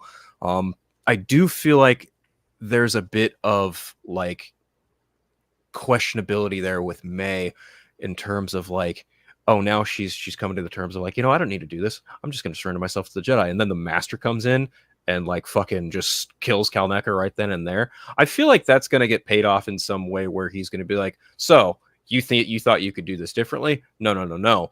I don't know how that's going to play out, but I'm just kind of curious to see who that Sith master is. I have a theory, and no, I don't think it's Quimir like a lot of everyone else on the internet is seeming to believe that seems to be the case. I don't think it's the potions guy at all. That theory just seems way too easy. There is the act too easy. David Harwood, who played Martian Manhunter on Supergirl, he's in the cast list. He hasn't been revealed yet. I wonder if he's the one behind the mask. For me, I feel like the master could be Darth Plagueis. I feel like there's a chance it could be that character given the way the timeline shoots out. And this could very well be the Disney era canonized version of how Darth Plagueis came to be before he took on Palpatine as his apprentice. But, if it's someone else, I'll be fine with that too. I'm not. But see, I think that's a cool idea. That, right? I would actually welcome that. Like, okay, cool. Here we go. Yeah. And it could also be, a Revanite who's, a really long descendant of, the Order of Revan from the Knights of the Old Republic, because Leslie Headland is a fan of that universe and that game and that timeline, which is like, even more far removed from the High Republic. It's like 3,000 years before Phantom Menace. So I don't know. Honestly, I feel like, if this episode really suffered from anything, it was just too short. And that's not necessarily a bad thing. It's just, as a Star Wars fan, I'm like, I want more. I really just kind of want more. I'm intrigued by, the things that are set up in the show. Like I'm curious to see who the master is. I want to see, and honestly, I'm not even mad that like May is conflicted with her feelings on this, because that's just kind of a thing that's been prevalent in Star Wars, depending on your character. I mean, you've got Ben Solo, you've got Darth Vader. It's just something that is intrinsic to people of the dark side of the Force who have those conflicted feelings. So yeah, I'm here for it. I'm pretty invested in it. It's not my favorite thing for sure, but I'm just along for the ride, and I'm not mad about anything. And honestly, there are people complaining about the age for Kidamundi, and I'm like, that doesn't mean shit, because he's not really a human. So the age doesn't really matter to me, because he's of a different species and they probably age differently.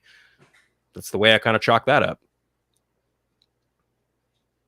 And even seeing Plo Koon, like a young Plo Koon, I was like, oh, that's cool. I didn't even see him. I was like, right, he wasn't there. He's in the background. Yeah. Yeah, he was there. He was there. Yeah, he was there, and I didn't have a problem. Like I said, I thought that the makeup job on Ki-Adi was awesome.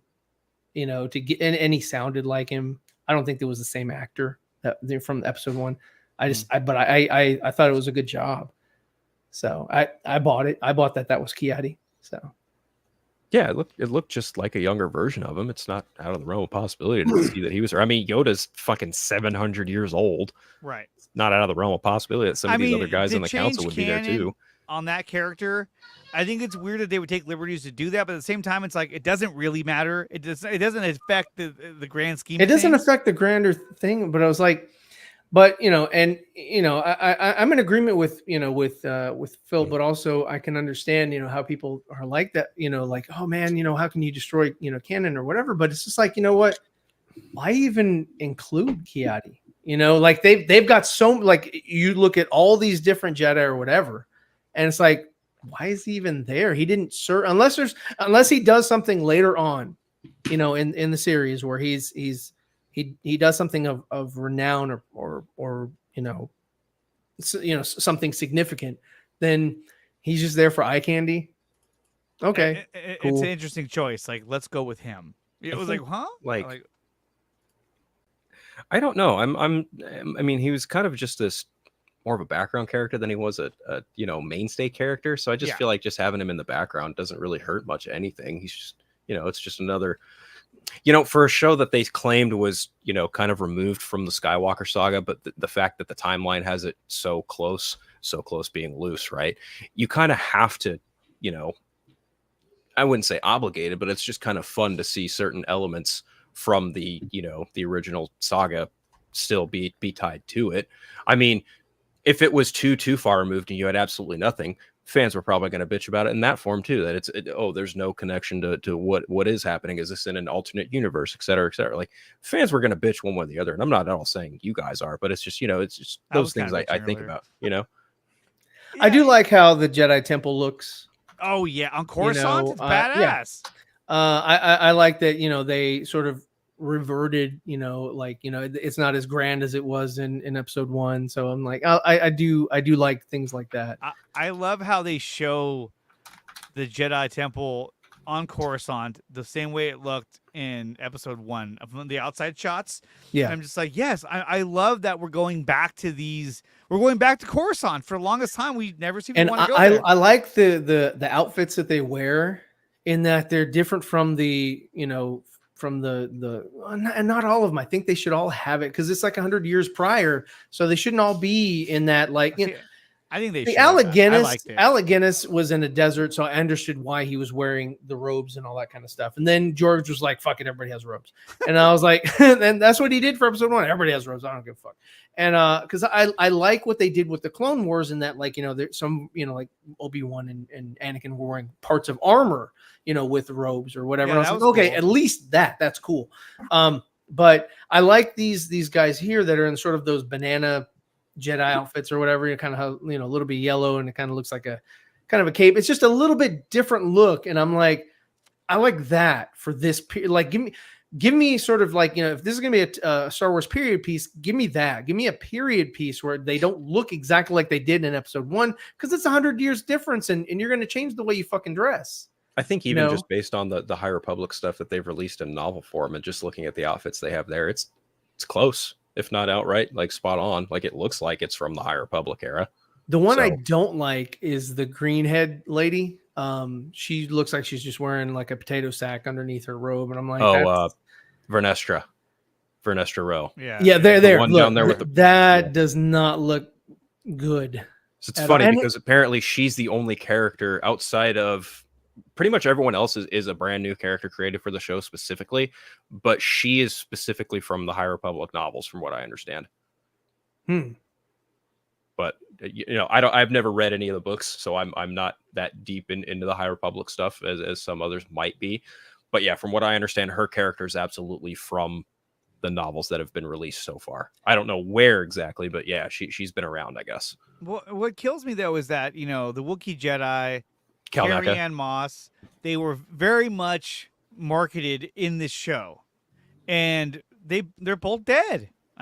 We talked about the show earlier. They're both dead, and it's kind of like, well, wait a minute, like, I wanted to see more Carrie-Anne Moss, and now we're seeing her in flashbacks. But even when we saw her in the flashback, it wasn't like, oh, there she is. It was kind of like, oh, cool, there she is.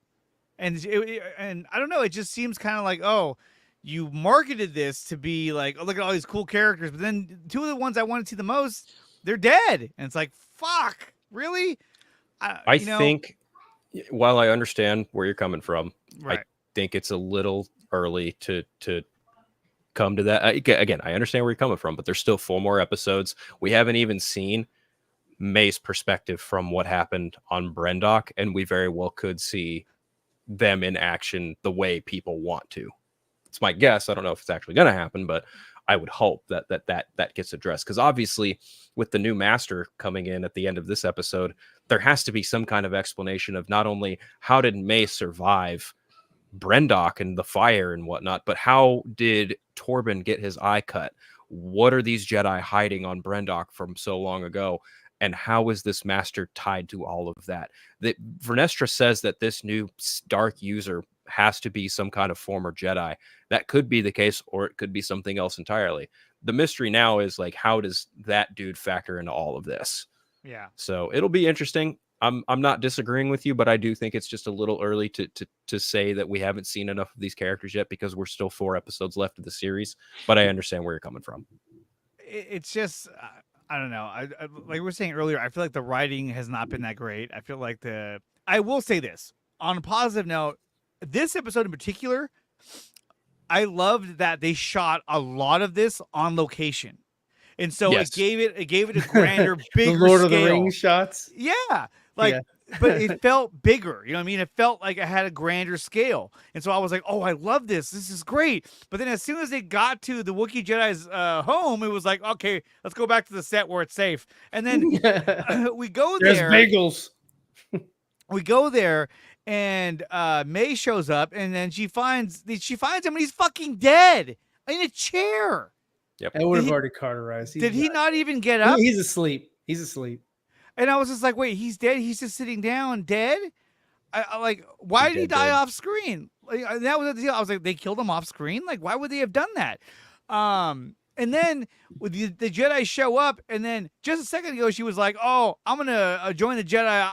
I'm going to tell them everything. The Jedi show up, and she's like, oh, shit, I'm just going to hide in here now. When she could have come out and said, I didn't kill, obviously she was already fucked as it was, but you would think she would have came right out and been like, hey, I didn't kill him, and I'm here to tell you everything. You know what I mean? Instead, she was hiding in there, so it was kind of like, wait a minute. You just said that you wanted to turn yourself into the Jedi and, tell them the truth. But now they're outside, not even with their lightsabers out, they're just outside, and you don't even want to come out. Like, huh? And then obviously, the Acolyte comes floating down. Yeah. She had a lot of time before the Acolyte showed up, so it wasn't because she was afraid of him. Yeah. He came down. The Force push I thought was badass. That was the best part of the show. Yeah, I was like, oh damn. I was like, that's sick. Yeah. And then it was like roll credits. Like, oh. And Cliffhanger. so They cliffhangered everybody.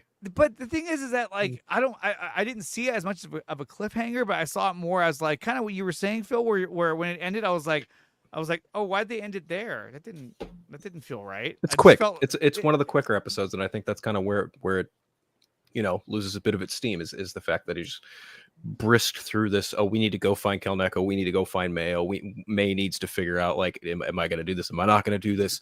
And, there are moments there of like sincerity and, emotional beats, like earlier on between Daphne Keene's character and Osha, like, hey, when all this is said and done, I'll look you up on Coruscant. We can trade stories about Master Soul. I was like, okay, that's intrinsic to Star Wars, because there are these deep character moments that kind of shine through the glamour and the spectacle and things like that. And I was a fan of that. I can understand why people aren't necessarily like, latching on or being, what's the word here? They're not identifying, or they're not connecting with any of these characters. And I feel like that's kind of a difficult thing to do. And sometimes when you have, brand new characters in, say, if you equate characters to like, toys in a toy chest, when you have so many toys in a toy chest that you can pull from and play with, in your mind or whatever, you're so accustomed to, like, a Luke Skywalker or a Ben Solo or, an Obi-Wan. When it comes to new characters, it takes, something that really something in the thing that you're watching to really solidify. You're like, okay, I really dig this character. And I feel like right now, for a lot of people, that's arguably probably Master Soul, played by Lee Jung Jae. I think he's a solid mainstay in. He doesn't know English, so he doesn't know, like, well, he learned English specifically to play this role. Yeah, right. I know. That's what I'm saying. He doesn't know. He's like, and that's amazing, because you know what? He is, out of all the other actors, he is the one that is portraying, or he's the one that's the most believable. Yes. Out of the whole cast. I'm like, I believe that you actually give a shit. I feel like he's trying hard. I do. I think everybody else is just like, oh, we're here for the bagels. So fake. I'm not sure I quite agree with that, but I do feel like the actor that's playing Soul I feel like he's doing an outstanding job, and he's acting the best of everybody. Yes, I agree. I feel like Amanda Steinberg, the little girl, the one playing double duty on the twins. I feel like there's great moments with both the characters that she plays, but then there are also moments, more so with May than there are with Osha, where there's just some kind of confusing writing going on. But again, like that just kind of leads into, we haven't seen what this whole season is about yet to come to a really hard conclusion about it all. So I almost kind of felt like OSHA has like taken a back seat, especially in this last episode. Like she had, obviously she had lines, but I felt like, the main part of the story, she was just kind of there for the ride. Yeah, and she's, at the end, she's not a very interesting character.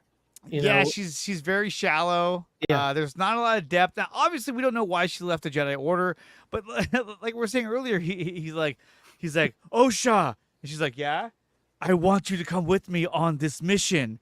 You want me to come back to the Jedi Order? No, I just not want officially. You to yeah, but it was just kind of like, No, please don't get that confused. yeah. Oh, I didn't mean to give you that impression. I just want you to come with us. She goes, oh, you want me to lure her out, right? Oh, yeah, pretty much. Mhm. And that again, I was like, oh, Jesus.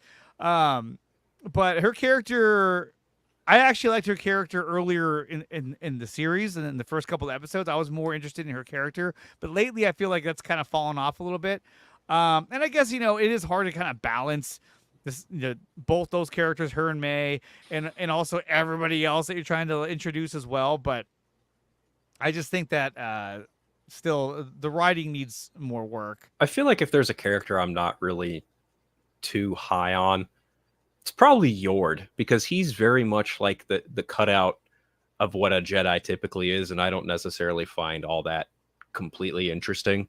No, because yeah, I don't agree with. I don't think he's another like Obi-Wan or Anakin or any of those. I don't. Oh think no, I'm not even equating him to any of Jedi. those. I just mean he's just playing up the typical Jedi space cop role, like and that's just it. I think they're just that. It seems to be that they bring him along, or he's only written there so that they can just dog on him, so they can just like like the whole blaster scene of this episode. Like, I want to take your blaster away, and she's like, fuck you. And he's like, okay, like, but it's I'm going to take it away for your safety. And she's walking away. Okay. It just seems like that's just, why even have the fucking character? For a guy who apparently why grew even up with have this that character scene? too. I was like, okay. For a character who apparently grew up with OSHA, you'd figure there'd just be some more, I don't know, there would be just a little bit more there to have between the two of them, like as far as like, some chemistry camaraderie or a bit of a war. Yeah, and it just they feels like seem to like disrespect him. Like, fuck you, Yord, you dumbass. Get a haircut. That's the way it feels like in every episode. Like even that one girl with the blonde hair, she was like, put some clothes on, you dumb fuck. Like you're turning your lightsaber in your robes, dude. I mean, it's like he's not. Put a fucking shirt on. Put a shirt on, you fucking mook. You're not impressing anybody. Mooch. You want a mooch.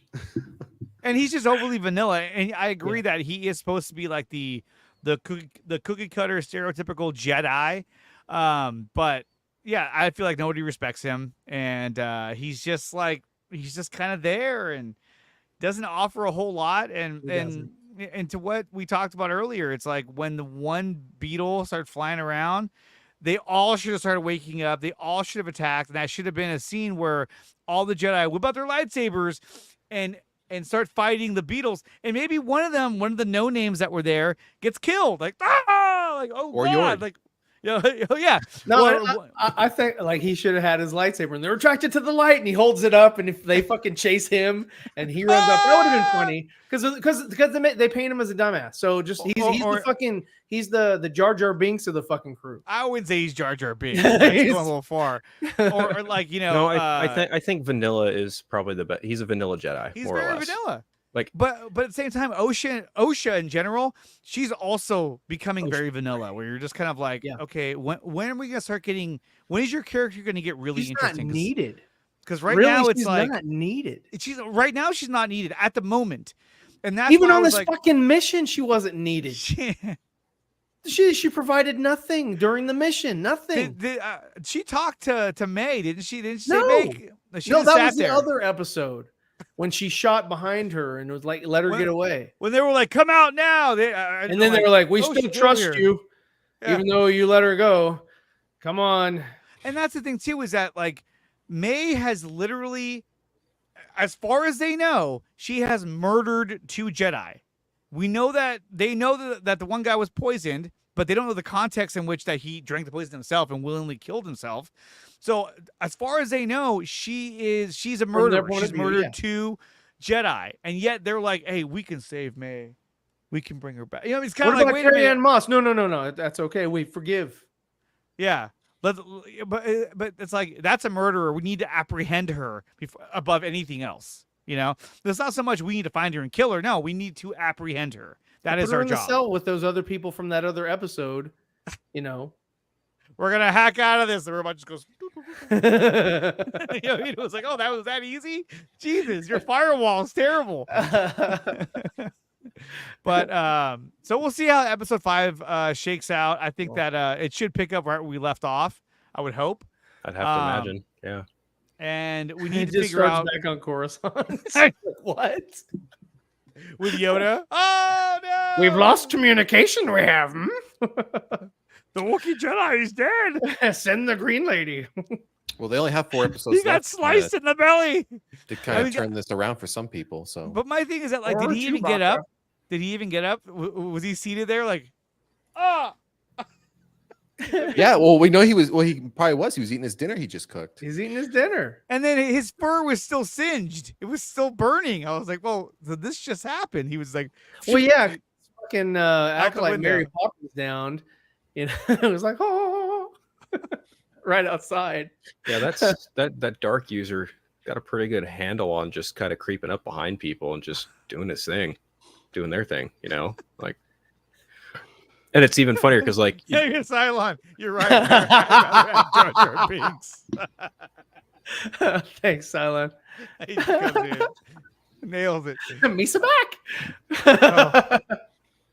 back. So with that being said, check out the Acolyte episode 4. We talked about it long enough. Let us know what you think in the comments below. Yeah, let us know what you think in the comment section below.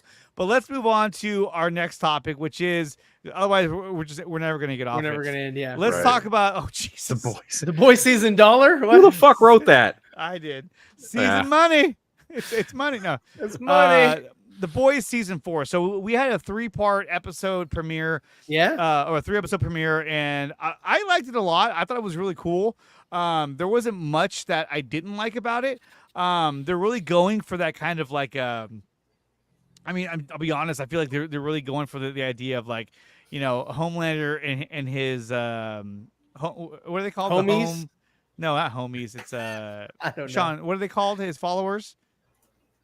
Home teams? Home teamers. Yes. Home teamers. Yeah. They're really going for the whole like Starlighters, like the whole like if you know the Trumpers and all that kind of stuff. They're going for like this radical look, and overall though I like what they've done. I actually liked what they did with I think her name is Julia Dumont's character, the head popper. Yeah. I like what they did with her character in that, you know, when the vice president to be Julia Newman. Oh, okay. Gotcha. Newman. When she found them outside in the van and like, he threw that acid at her. Yeah, she was like, "What the fuck? You fucking ruined my outfit. You ruined my pantsuit." but like, I like her character in that she's smart. She could have popped Huey's head if she wanted to, but she didn't, because again, she actually has morals. She's like, I don't want to kill you. I actually like you a lot. Like, I think you're a good person.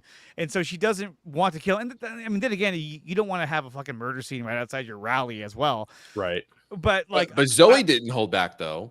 Her daughter, her kid. Oh my god! But that's a kid. You know, I'm just saying though. I don't like her. She went to fucking town on those guys. Oh my god! They were like, disgusting. I was like, oh my god, snake mouth, just venom, just that was crazy. That was fucking insane. Oh my god.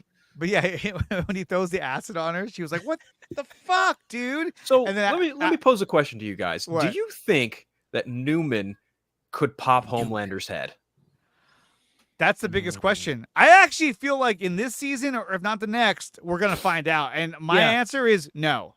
Because the fact that he's indestructible, I think all it's going to do, you know, but all it's going to do is probably cause him like a headache. Like, what are you doing? And she'll be like, that, oh, or shit. there'll be like blood in his eye, pop a vessel or something, something minor, but like, okay, she did something, You know, But I mean, if you watch Gen V, she has the same powers as the main character from Gen V. So essentially, she can actually, she hasn't done it yet, but she can whip out her blood and use them as like tentacles or whips or stab you with them, which is pretty cool. So I don't know if that character is going to show up in this show. I mean, she might. But I was a big fan of, and surprisingly, I didn't think I was going to be, but I was actually a big fan of the character. What is it? Sister Sage. Yeah. Sage, yeah. I actually liked the character and going into it, I was like, oh, this character's gonna be so annoying. But I actually thought she the did start character off was as good. annoying. She did start off as annoying, and then when Homelander brought her in, I was like, okay, I like how she's fucking playing chess with these people. Well, we're meant to believe that, but I think Homelander's playing chess. I think he's playing chess too, but he's more playing checkers. No. I think he's brought her in. He's like, hey, yeah, you kind of make these decisions. You're gonna be kind of you're the CEO now. You're gonna be the face. I think ultimately that's gonna come back to bite her, and it's part of a bigger plan that Homelander has. Well, now she's got essentially she's flawed in that while she's the smartest person in the room and even on the planet, she has a thing for dumb idiots. Yes. And that idiot could very well expose her for what she is, because we've seen that the Deep is an emotional wreck of a human who cannot keep it together. And when things go south between the two of them, he will absolutely spill the beans. Oh, well, absolutely. and how the Deep is even still alive to this point. I like that he's still alive. I just don't like the fucking octopus. Episode 1. I love the octopus. Episode 1, where Homelander was like, Deep, suck off A-Train. So Andre and I were gonna do it. Andre and I were doing the watch party. We were sitting like, no, this isn't gonna happen. We were like, oh my god, this is gonna and then like Ashley's face was like, huh? But not only that, but like he got in a position. Finally, he was like, Jesus Christ, go sit down. Like he's so fed up with them pacifying him that it literally led him to go get Sister Sage. Once he met her, he was like, yeah, I need somebody who's going to tell me like it is. And she told him, she was like, you're not going to like what I have to say a lot of times. It's fine. I can take it, And then, oh, God, what's his name? The kid? That poor kid. Oh, my God. Like, he's, Homelander's son. He's Ryan. Yeah, Ryan. Yeah. Oh, my God. This kid's going to be so fucked up. But I was telling Sean, like when he threw the guy against the wall. Well, the poor the stunt next man. time, make sure you throw me. I could take it. Poor guy. That was hilarious. Like, no. And then Homelander told him he died doing what he loves. He's stunt like, work. He's like, throw him. He's like, throw him hard. You know what I mean? The little girl was like, thank you for saving me. Mm-hmm.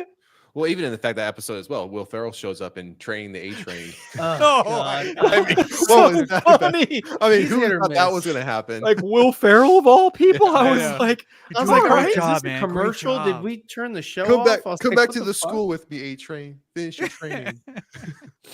That was funny. That was great. That was too funny. And even Black Noir. I mean, I know when we. I like that he keeps asking for direction. Well, initially when we saw him, and then almost every episode, Homelander's like, Noir, shut the fuck up. Yeah. Oh, they all are. They're all getting tired of him talking. Up.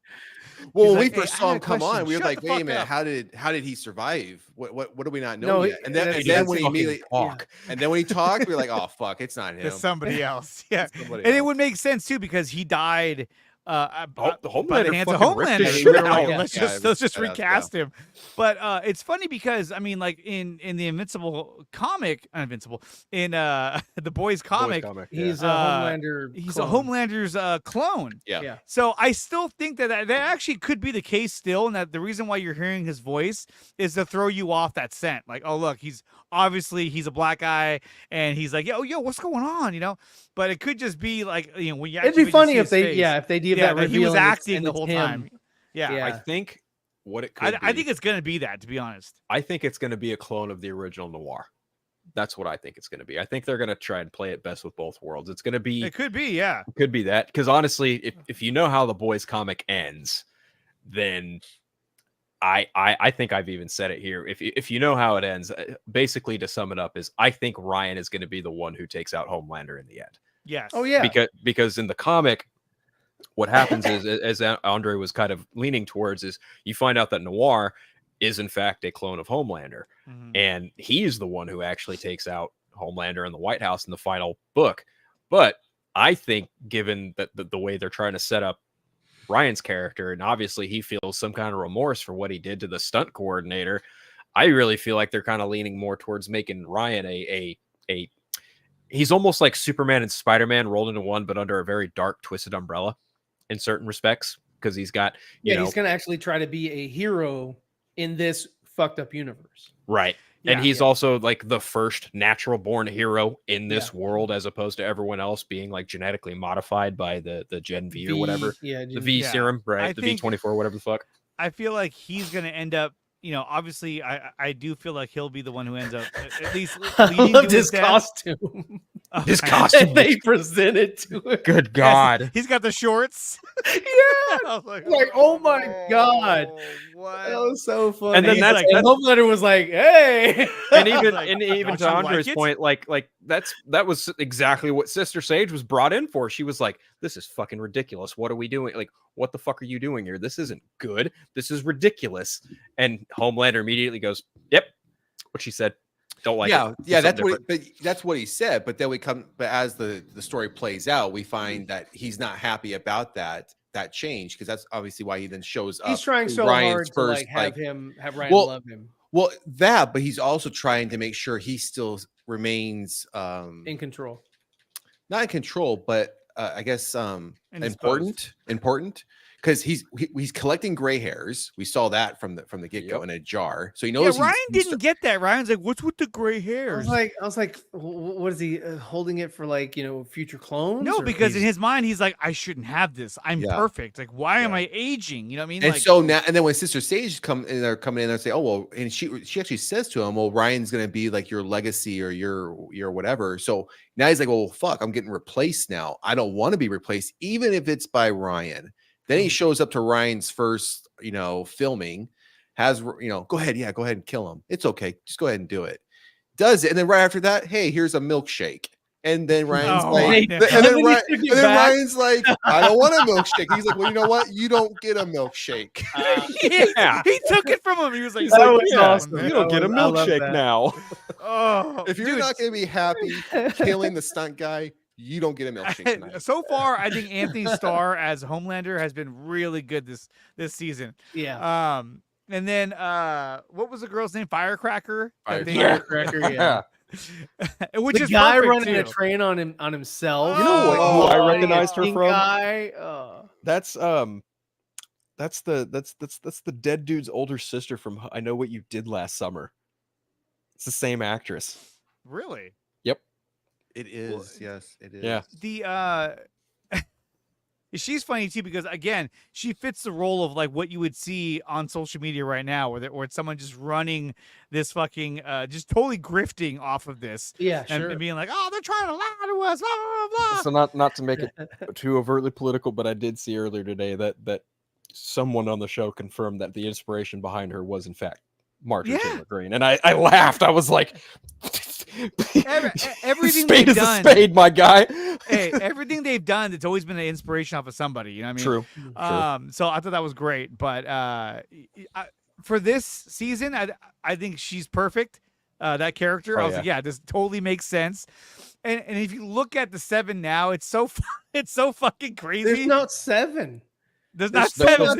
We got room for one more. Room for one more. And then I like what A Train's doing. You know, just kind of. The only thing I didn't like was that when he planted those guys in the crowd, they were like lined up in a row, and I was like, "What?" I was like, "That looks so fake." I know, but it also shows you how stupid people are. They're just like, "Oh, look, they're dead." You know? Yeah. But I thought it was cool that Huey was gonna die, and then he saved him.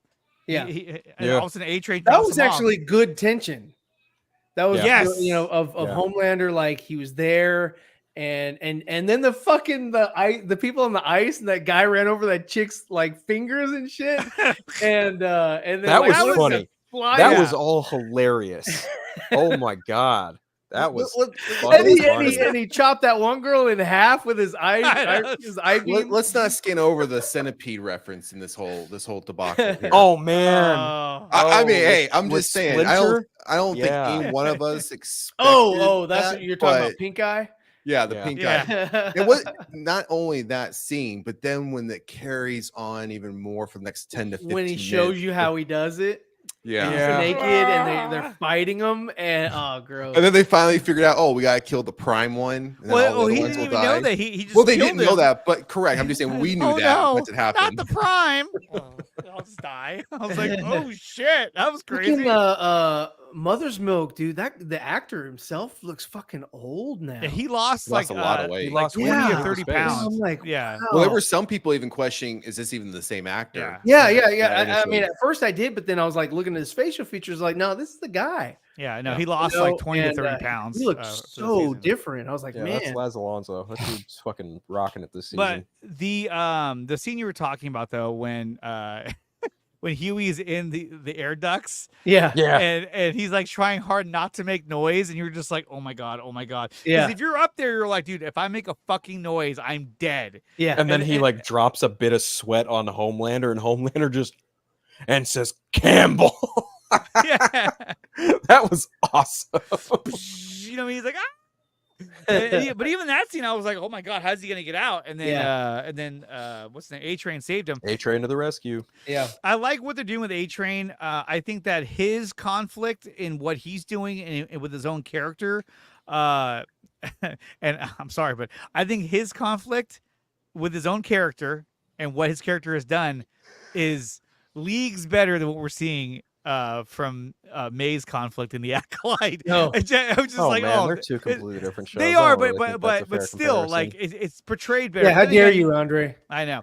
Well, in Uh, fairness, you've got at least You got three or four seasons worth yeah. compared to one. So But, Well, A-Train's not making it out of this season. I'm calling it. He's gonna be one of He the has to die. I think he does die in the Yeah. comic. I think at Yeah. some point he does in fact die. So Yeah. because it wouldn't shock me. Homelander's gonna find out. He's working with MM and Butcher and all them, and Yeah. Homelander will end up taking him out. Yeah. Well, I did but like what- Butcher and the cookies. I thought that was pretty cool. I like that scene. Yeah. Oh man, that was a good scene. Yeah. Jeffrey Dean Morgan's character has been good so far. He's the CIA agent. he hasn't Kessler? done much. He hasn't that much, but Just I mean, talk to him. it's been cool to see him in there though. Like, I'm if you don't turn yeah. Ryan, I will. Talk to you later, buddy. And with that premise, I think Butcher will be the one that takes him out because Butcher knows he wants to kill Ryan at this point. Yeah. Yeah, I think that's plausible. Fun fact, my grandmother's maiden name is Kessler, so I wonder if there's some kind of relation going on Oh God. there. Oh man. But yeah, no, I like Jeffrey Dean Morgan as an actor. And And- obviously, there's some supernatural pedigree going on there because Eric Kripke and he was the showrunner of Supernatural for a long time. And Jeffrey Dean Morgan famously was on that show. So Well, I think at this point everyone's just kind of waiting for Jared Padalecki to make an appearance now too.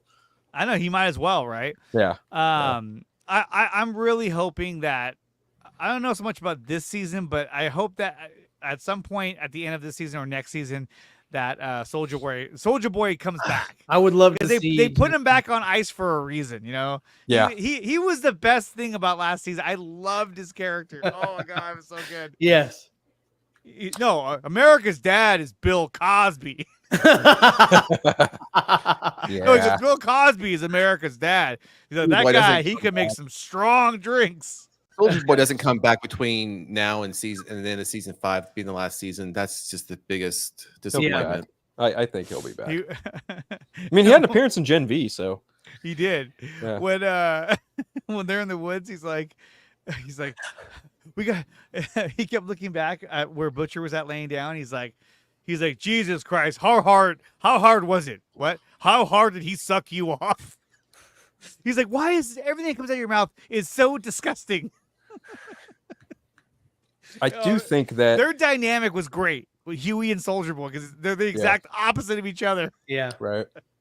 I do That's think great. that since Gen V, the ending of Gen V kind of implies that one or two of those characters will come into play as the next member of the Seven. I think we're going to see that paid off because in one of the trailers they did show like one of the characters from Gen V in this season. So I think we're going to see that trickle in from the first season of Gen V. Well, the main character, Marie Monroe, I think, Marie Moreau, She should show up in this. If not, what's the other girl? I think the young blonde who lost her arm, I think she's supposed to be in this season of The Boys, because I think it might have been her I saw, but I could be wrong.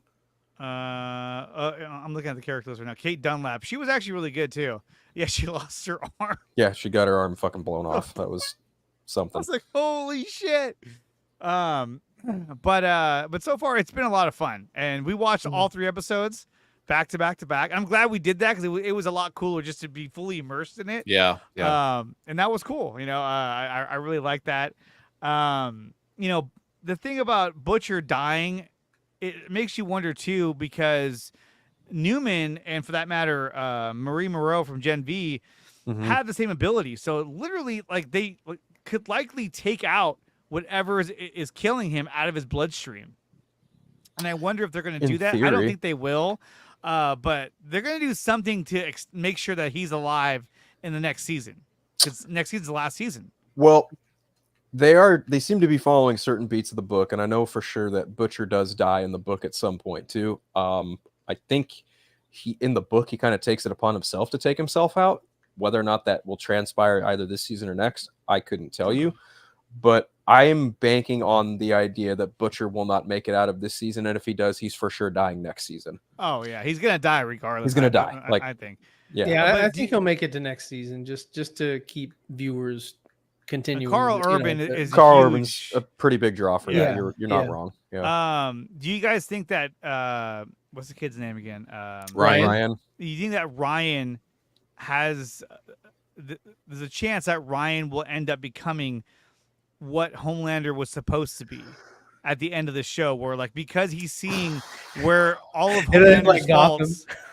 Well, yeah, I'm saying he's seeing all of Homelander's faults. He's seeing how fake Vought is with all the superheroes and all that shit. He's seeing all the dark side of everything, and I feel like there's a potential where once he figures out his abilities, that the show will end with him actually being their version of Superman, where he's like, I don't work for Vought.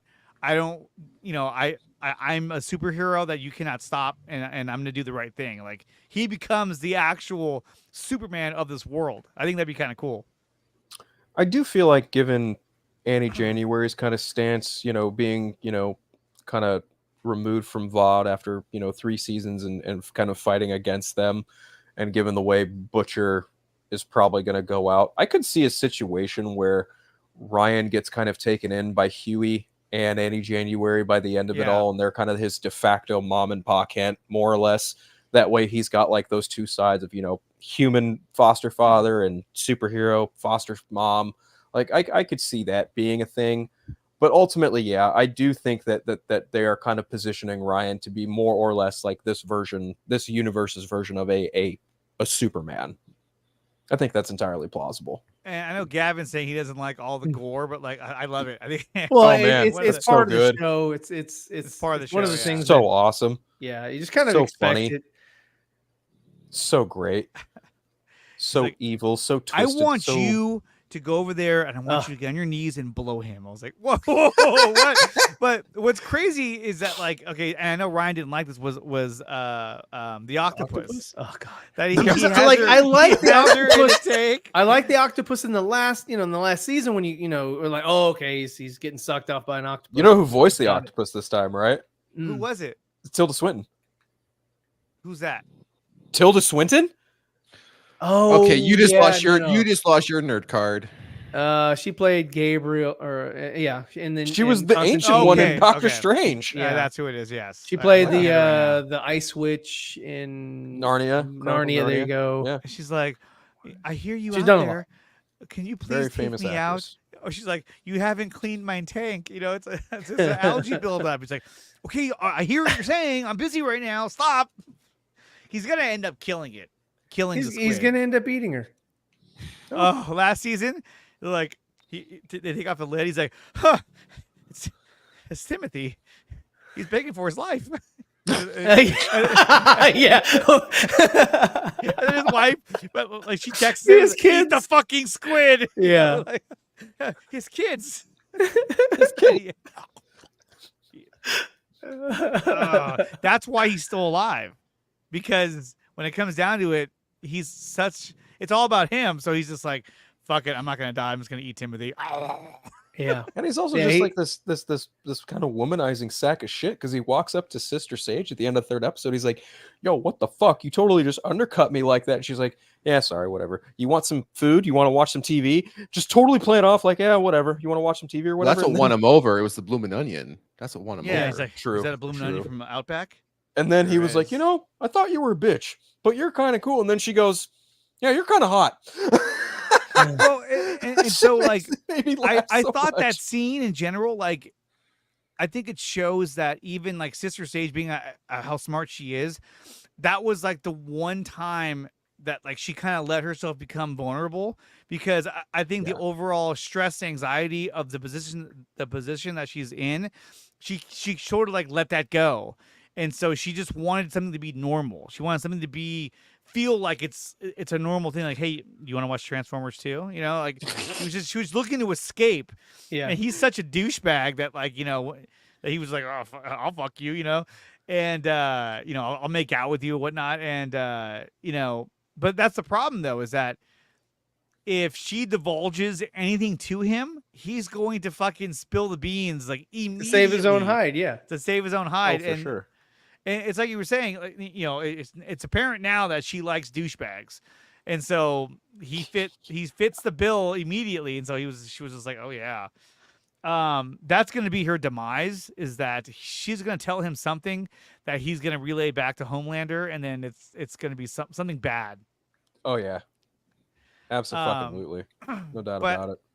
There's a lot of elements in this show so far that I've liked, and especially like what we're talking about how Homelander, you know, she wanted to remain in the shadows, Sister Sage. Yeah, right. Instead, he fucking made her dress up in front of all the cameras and shit. She's like, I want to remain in the shadows, you know, just kind of like in the background. No, of course not. Who doesn't like fame? Come on, you know what I mean? He was basically like, no, fuck you. You're not going to be hiding in the background. I want to make sure that everybody knows who you are and where you are all the time. So that was great, because she has no powers. Yeah. So she couldn't physically stop him. So she was like, oh shit. Right. Yeah, I do think that she's been described as like Homelander's foil for the season, and you can kind of see that given the way her character operates. She's very much one of those like Ozymandias, Lex Luthor-ish kind of intelligent characters. Yes. So I do like that there's a spin there going on with that, and it's completely different than what Homelander's used to. Because obviously with like season 1, it was like Homelander and Butcher. Then in season 2, it was fucking Stormfront. Then season 3, you had Soldier Boy. Now we've got someone who's hyper intelligent and just makes him look like a fool and tells it to him straight. And he's like, oh no, I want this. I think that's going to come bite him in the ass, where he's going to be like, I'm not sure I want this anymore because I fucking hate it. My ego won't allow me to accept what she is saying. So yeah, with these new characters, it's usually like every time there's a new character in the boys, you can almost guarantee they're going to be gone by the end of the season. Just a matter of how, right? I mean, even the other speedster, like he got his head popped. Oh yeah, that's right. Yeah, it was like, oh god, there he goes. But the thing with Sister Sage is that she may actually end up getting or meeting the same demise as something we saw in the Justice League storyboards from Lex Luthor, where she might end up doing something where she thinks like, yeah, like I did it, I came out on top, and now I'm safe, and then she ends up getting killed horribly, dies a horrible death. Like, oh, quite possible, yeah. Because all she has is her intelligence to defend herself. And well, so like I think, look at what Homelander did to that one person who called into Starlight's safe house. He fucking asked the question, got the information, then immediately fucking lasered her. She was like, what the fuck? Yeah, so Homelander has no problem like lying about like, oh yeah, I'll keep you alive. No, he won't. He'll fucking kill you. He blew a hole right through her head. Right. It's like, holy shit. Yeah. But yeah, so check out season 4 of The Boys. There's a new episode coming out tonight. Sean and I will be watching it. Tomorrow. Oh, well, is it no, midnight, it's at midnight Midnight. Midnight? Yeah. Okay. Yeah, so on the West Coast, we can watch it at midnight. So if you're down to watch The Boys episode 4, tune in tonight, and we'll be watching the episode live on X and on Twitch as well. And then y'all watch the after show after that, or What? Is you said something about there was like an after show? No, we do an after. We do an show. after show. Okay. So Yarp. cool. Yeah. Yep. Yeah, I don't know if I'll be awake to watch it, but I There you might go, Ryan. might stay Ryan up to just had watch it. We'll see what happens. derail Sorry, the show. I know. Shame on you! Shame on you! Go yourself! I know you did the watch party. I didn't know if you like stayed up and like. We usually talk about it for like a half hour or so afterwards. Yeah. Nice. Last time we did a short one because I mean we watched 3 episodes in a row. I'm like, Right. Yeah, Andre was Well, spent. yeah, I was like, I'm falling apart. I was But like, I'm I really glad like we the did. episode. Sean doesn't sleep. He just puts on Joker right afterwards. Yeah, I know. No. Uh-oh. It's Oh man. Never fail He's with got it that. on It's loop. Beautiful. It's on loop. He's Beautiful. looping I it. love it. Love the So commitment. real quick, as we begin to wrap things up, let's touch Yeah. on another show that 3 of us are into, which is House of the Dragon season 2. So guys, Ryan, I am you going start to need drawing now. so real quick. I am going to need to drop. So Okay. Okay, but Andre, I'll see you. we should just drop then. Let's, Yeah, just go ahead. I don't have Yeah. anything to say for the House of the Dragon. I'm Yeah. not watching it. But watch House Andre, of the Dragon. It's really cool. I and Andre, I'll love it. catch you. Andre, I'll catch you tonight. Okay. All right, man. See All you right. Sean. Later. later. Take care. What? Why did Ryan leave? I think he The thought we number were going two. to talk about House of Probably. the Dragon. Yeah, So real quick, probably. let's just cover it real quick. House of the Dragon. I thought this episode was really cool. I liked where it went. I liked the dynamics between the characters. I liked the entire episode. I thought it was really, really cool. Oh, yeah. Yeah, Um, I don't disagree. I think it was a strong season opener. I like that Rhaenyra had 4 lines in the entire episode. Yeah. Like Well, all of her act, all of Emma Darcy's acting was entirely through their emotion in their eyes. That was fucking phenomenal. Well, and then the other girl, I forgot her name. She was like, she was smart to remove herself because she's trying to tell fucking the other guy. I don't know their names very well. She was trying to tell Matt, what's his name? What the actor who plays the guy with the long hair? Oh, that's Damon. Damon. She was trying to tell Matt, Damon. Matt Smith. Yeah. Matt Smith. Yeah, she was trying to tell Damon, like, dude, like, she just lost her fucking kid. Like, give her a moment. Like, what are you talking about? And I liked Rhaenys. Yeah, her aunt. Yeah. And so I loved and her scene last season when she came flying into King's Landing and was threatening. Oh, that was a badass scene. I was like, That was holy awesome. fuck. Because basically she was like, I can fucking kill every one of you right now. But anyway, I like how she defended her in that right. And then later on when they finally got Rhaenyra to be a part of their council, she was just like, she basically told them, I want so and so like dead. I want Aemon Targaryen. Yeah. Yeah, I want Aemon Targaryen, and that's all that's all it was. It wasn't about no, I want to take King's Landing or I want to take this. I want to destroy. No, it was like I just want him. Yeah. And then Damon was like, "Oh, let me go put my murder cloak on real quick." Yeah, and so he goes in there, and what do? They fucking kill the wrong kid. They kill another kid. Well, they do say, "What if we can't find Aemon?" And then Damon says, "A son for a son." Yeah. So he makes it clear, like, if you don't find him, fuck it, whatever. Find a kid, do whatever you want to do, right? And what's even funnier is, like, I guess people online, certain fans are like having a hiss fit of the way this was played out in the show, because in the book it's a lot more fucking gruesome in Well, Fire but and here's- Blood. But here's the thing, though, is that if you're gonna be killing a kid, you don't want. I'm sorry, you can't really have. I mean, you can only go so far.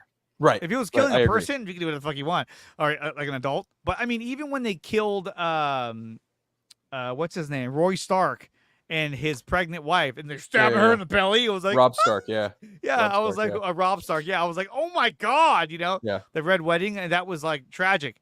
It was like, oh my god, I think the Red Wedding was probably as gruesome as Yeah. that show got, right? Like that And that then- was probably the most graphic and violent and deaths she gets and her murder you throat saw. slit as the last shot. Yeah. Oh yeah, right. It was But like, oh, But like, to your point, killing a child on screen, that's a whole fucking different conversation. yeah, right? it is. And the way it happened in the book, apparently Alicent Hightower was like present when all of this happened. Like she's bound and gagged. Her handmaiden was like fucking like strangled to death. And then once Helena comes in, she's like held at like throat knife point, and she's told like, pick one of your boys is going to die. And then she picks one, and then whoever kills the kid is like, oh, well, they lean into the kid that they think is going to die, and then they go, oh, your mommy wants you to die, and then they just straight up behead the other kid. And it's wow, gruesome in the book. The way they did it in the show, I think, was a little bit more appropriate for television audiences. So. You know what I mean? So. But like the big kicker for me was having Helena carry her daughter through the castle and then coming into Alicent's chamber with her fucking Kirsten Cole. I was like, oh yeah, oh, she was like, oh shit. She was like, that was great. I was like, it was one what the fuck leading into another bigger. Yeah. It was two back to back. That was great. That was great. I was like, oh fuck, she's in the bed with her. I also really like that the first time you saw Alicent Hightower in season 2, she's getting pleasure from Kristen Cole. that guy, he's gonna die eventually. Oh, for sure. For sure. He's still so mad about what happened to Rhaenyra. He's literally just doing this just for that fucking fuck you, Rhaenyra. That's all he's doing this for. You can tell. Yeah. Oh, absolutely. Because they were a thing, and then she was just like, yeah, no, I'm not. I can't do this. But overall, though, it's been really, really good. I enjoyed the first episode, and the first episode had so many elements to it that it felt like I watched 2 episodes, but it was 1. There's so much happened in the episode, and again, this was my complaint about Star Wars is that like I want Star Wars to feel like House of the Dragon. I mean, I want it to feel like that kind of cinematic feel to it. I think that'd be really cool. But overall, I thought this was a great episode to start off the kickoff season 2. Yep, and I can't wait till Sunday because I'm definitely I can't wait to see it. It's so good. Yeah, I can't wait to see more of a Murder Cloak Daemon. I'm curious to see like what's gonna happen when, if and when her and Aemon Targaryen like come face to face with each other. Like, how is that conversation gonna play out? Like, I'm also very curious to see how Team Green responds to the death of a child, because obviously that's gonna have some ramifications. Yeah, to it, because I mean, they're gonna strike back somehow, some way, very violently. So I think the next episode or the one after is gonna have some huge consequences. As well, they really did kind of set the stage for a fucking hell of a season, I think. So it'll be interesting to see where it goes. And it's only 8 episodes, I think, for this season too. It's not 10 like it was for first season. There's only 8 episodes this season. Sucks. Oh well. Yeah. It is what it is. But guys, that's going to do it for the 4 Nerds. I want to thank Ryan and Sean for coming out. Obviously, Phil, he's still here right now. You can follow us all on social media, and you can follow Phil's articles on multiverseofcolor.com, and he has reviews of how many now do you have? So I review the Acolyte, I review the Boys, and I review House of the Dragon. Everything we talked about today, you can find my reviews on multiverseofcolor.com. I reviewed the first 3 episodes of the Boys, I reviewed the first episode of House of Dragon, and I've been reviewing the Acolyte since it came out. So yep. There you go. And then you can find me and all my content if you go to the website, nicotina.net. That gives you access to all 3 of my channels. Also, there's communities for all 3 channels as well that you can join and interact with me and everyone else who's already a part of that community. I post stuff in there every single day. That's where I spend a lot of time, is just posting stuff, articles and updates and all that stuff on the website at nicotina.com. Also download the Collab app. That app will allow you to interact with me on the website community if you download the Collab app after you already registered for become a member of the community. Memberships are available as well on the website. It's better to go through the website because I don't have to share the proceeds with YouTube. But if you want, you can also become a member on YouTube as well at the Nicotina Network channel. Phil, we'll see you next week. I think we're going to have another exciting week, knowing that we have 3 shows to talk about every week. That definitely makes each episode a whole lot better. And of course, whatever news is to come out of, be it James Gunn, Marvel Studios, or, Amazon, whichever the big names, we'll probably be here to talk about it if anything happens. Absolutely. As always. All right, guys, we'll catch you next time. Peace.